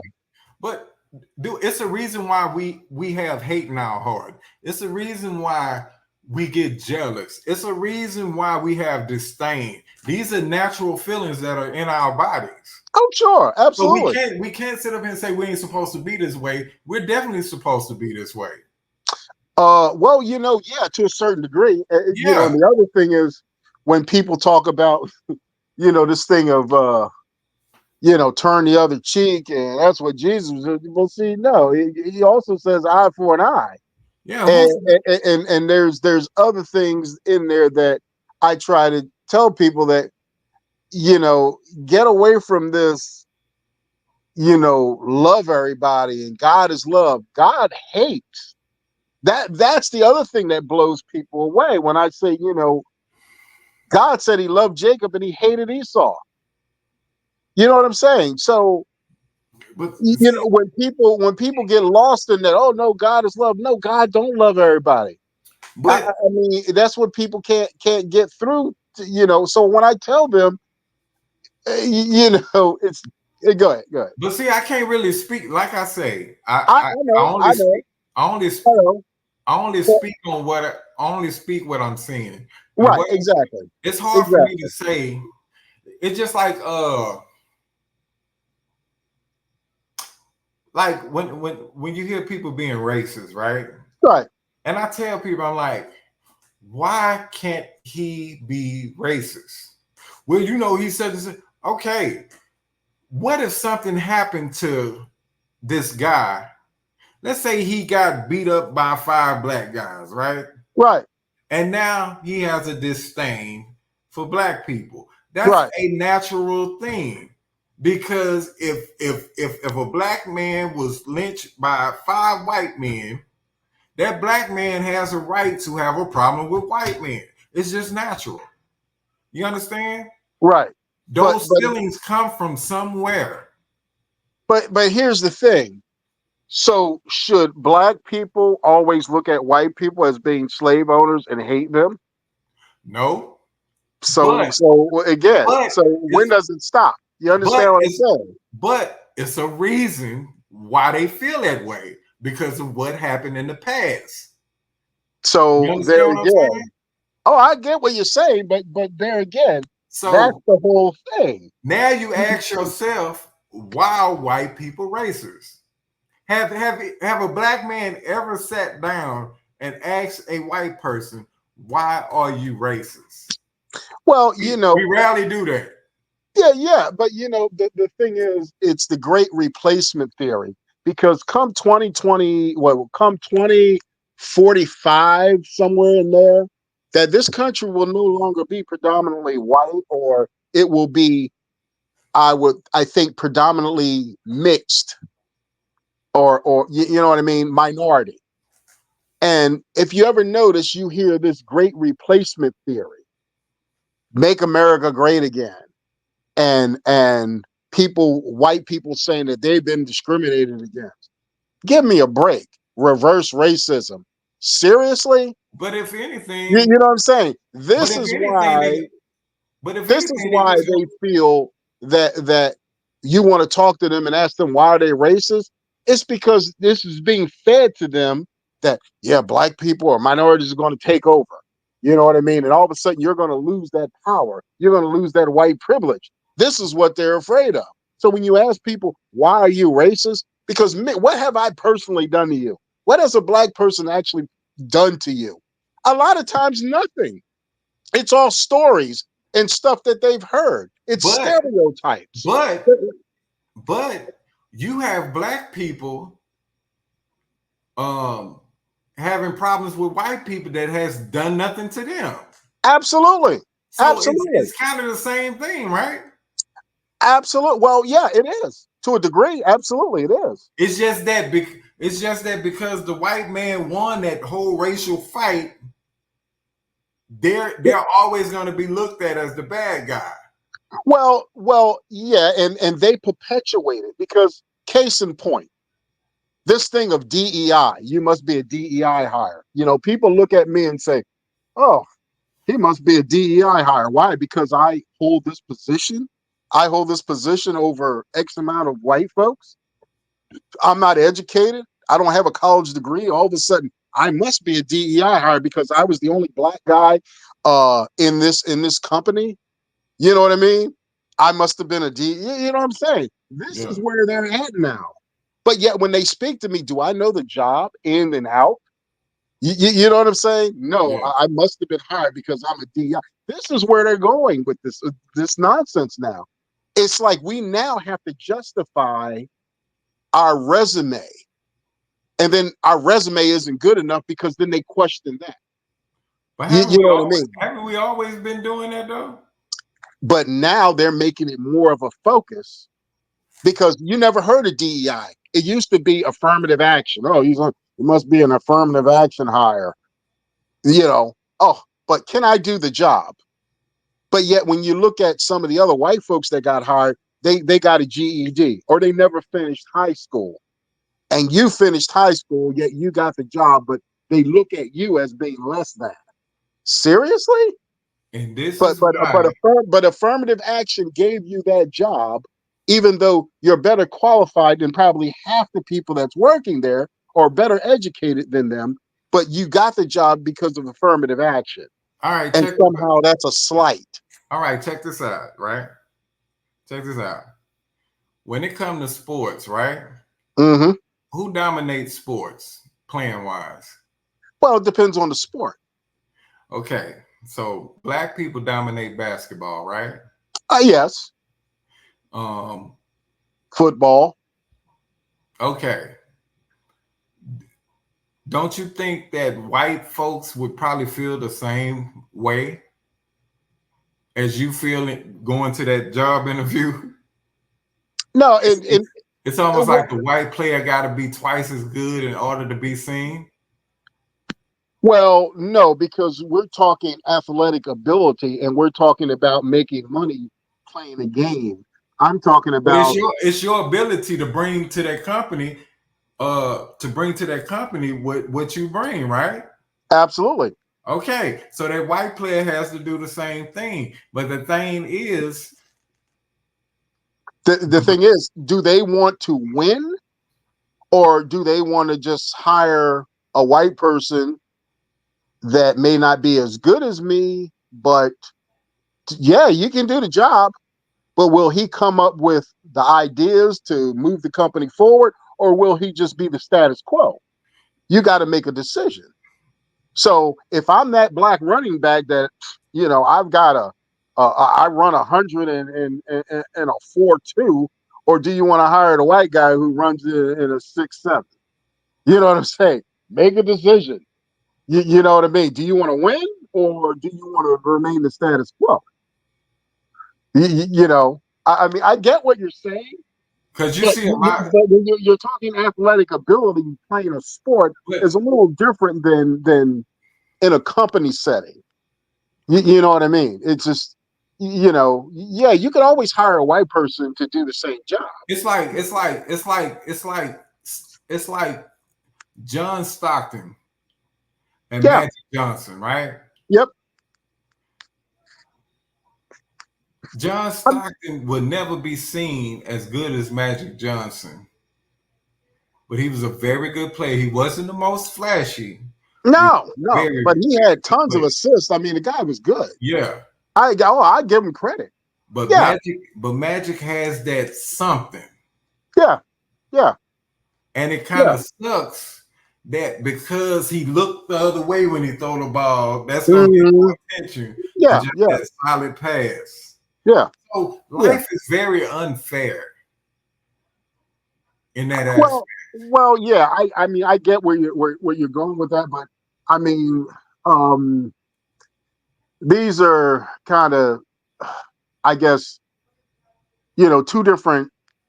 The reason why, but I'm gonna tell you the reason why that happens is because of who runs it, who has the power. The black athlete and its fans has a lot of power when it comes to sports.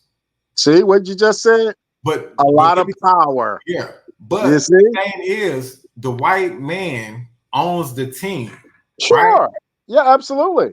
So the power is because the white man understood that the power comes back to him.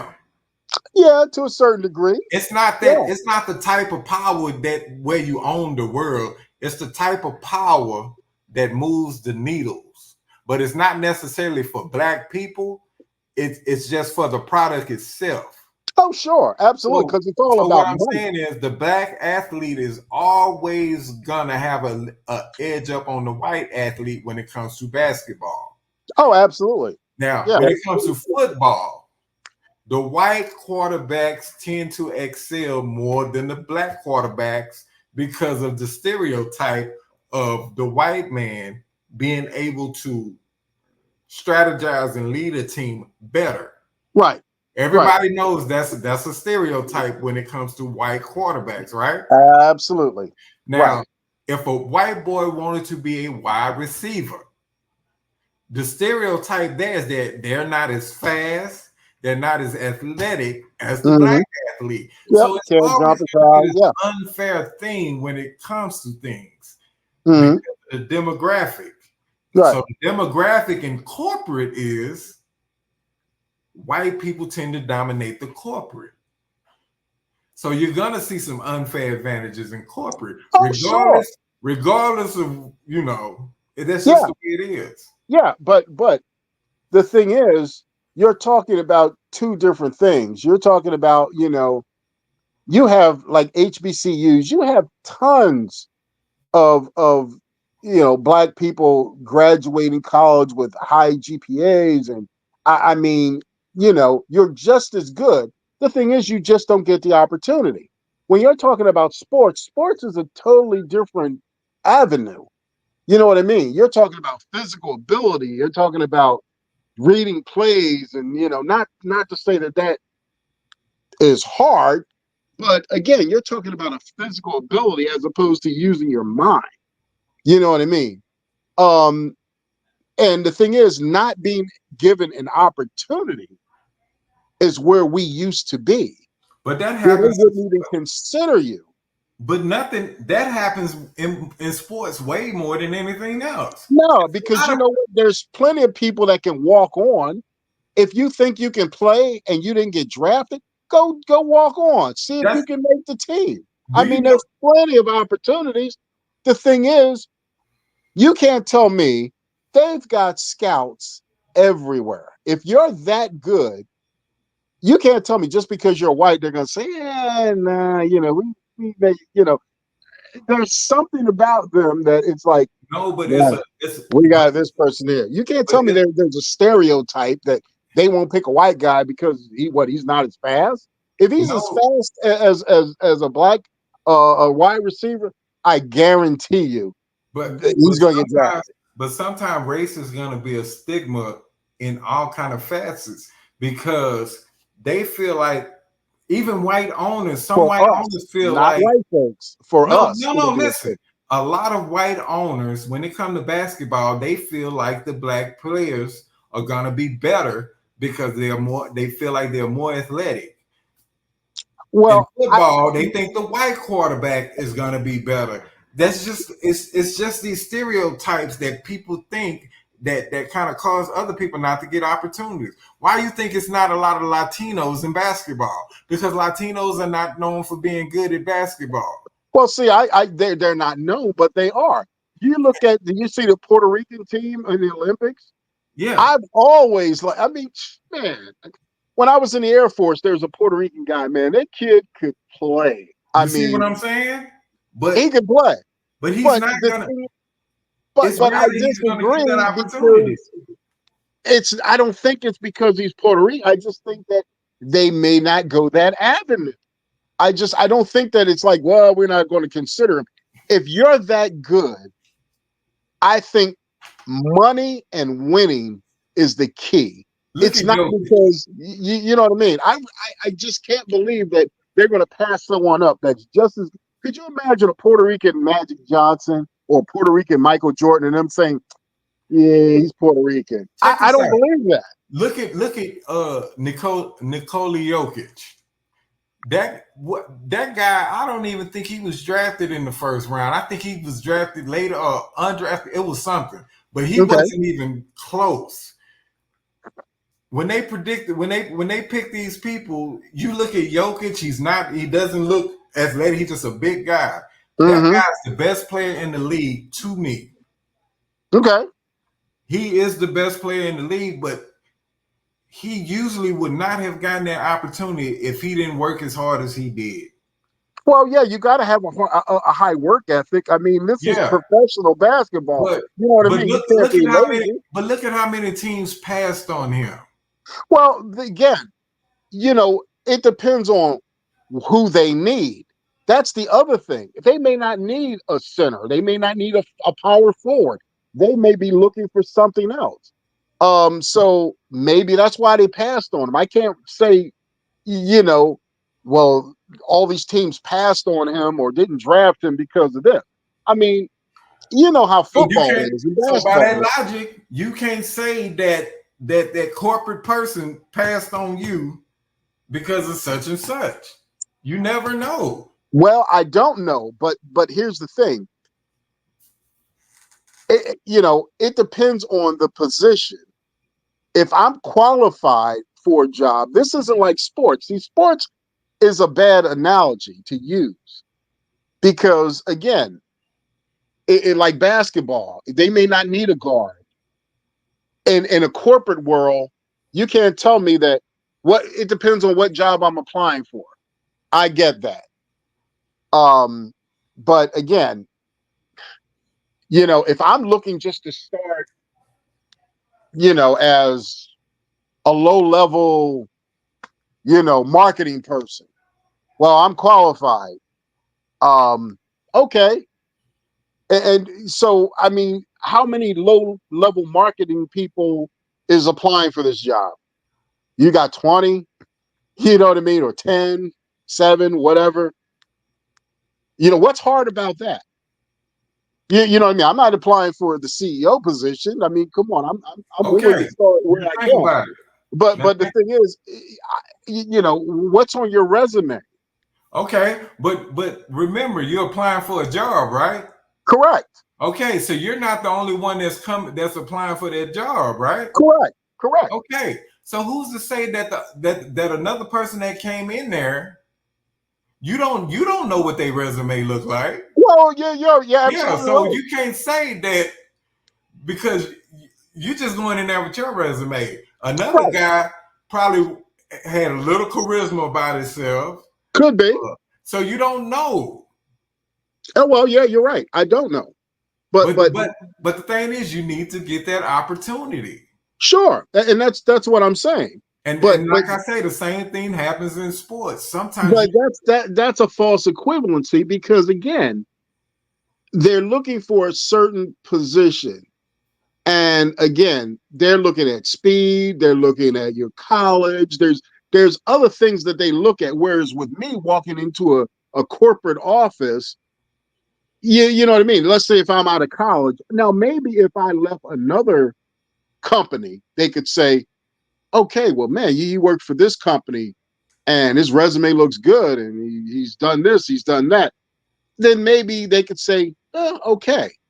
They got a little more to gauge me on. But if I'm right out of college and I'm looking for this job and I'm applying with other folks, yeah, maybe their resume is better than mine. Or maybe if all of us left another company and going to this company, yeah, because I could see that. think about it. How many number one picks have been bust? Right? Think Okay. about it. If you're a number one pick, that Mm-hmm. means that means what you did in college is your resume. Sure. The reason why you're the number one pick because that resume looked good when you was in college. But then Well, you come, again, but then they hire you for that job and you stink up the place. again, you have no experience in doing the job. You know what I mean? It's like I used to tell people all the time. Okay, yeah, you went to college and you did this and you did that and whatever. That's fine, but you have no real experience in doing this job. That's why, in some jobs they have field training or, you have a person mentoring you on this job because some things that they teach in college you just don't do. Or some things that you do, let's say a trade school or whatever. It's easy to teach the class, but when you get out in the real world, we don't do things that way. They have to teach it because that's part of the curriculum. But we really don't do that. You know what I mean? Yeah. So so That's why hands-on and actually going to someplace and seeing how the job is done, sometimes it's totally different. It's like I run into people and they say, well, I'm a criminal justice major. And they're talking to a police officer, and a police officer sits there and laugh at them and says, yeah, that's not an assault. They may taught you that in criminal justice, but Yeah. the law is a little different. You know what I mean? And then they feel deflated because they got this degree in criminal justice. And what? You mean to tell me that's not an assault? Who are you going to believe? The person sometimes you could be overqualified. Absolutely, you could be. Absolutely. That doesn't make sense. Well, I think a lot of it depends on what you want to be paid. I really believe that. Yeah, that's part of it too, because your worth may not be. May not consider your worth. You're not worth what you're asking for. I agree with that too. Hey, I'm gonna have to end this conversation though, because I gotta go somewhere. Oh, hey, but good man, talking I appreciate you, bro. No problem, man. Good conversation, man. I want you to teach me a little more about the Hebrew Israelites, man. Well, brother, like I said, man, just do me a favor. Just read the 28th chapter. Get any Bible, read the 28th chapter of Deuteronomy. In fact, verse 28, 68. But read the whole chapter. Just do me that one favor. And whenever we speak again, just tell me what you think. You know what I mean? If you think that it could be, or it's somebody else, more, you know what I mean? Hey, you're entitled to your opinion, but just do me that favor. That's all I ask. All right, and I'm gonna get back with you so I can tell you, Yeah, give me your opinion. Do that. All right, brother. Thank you. All right, fam. You take care. All right, have a good one. You too.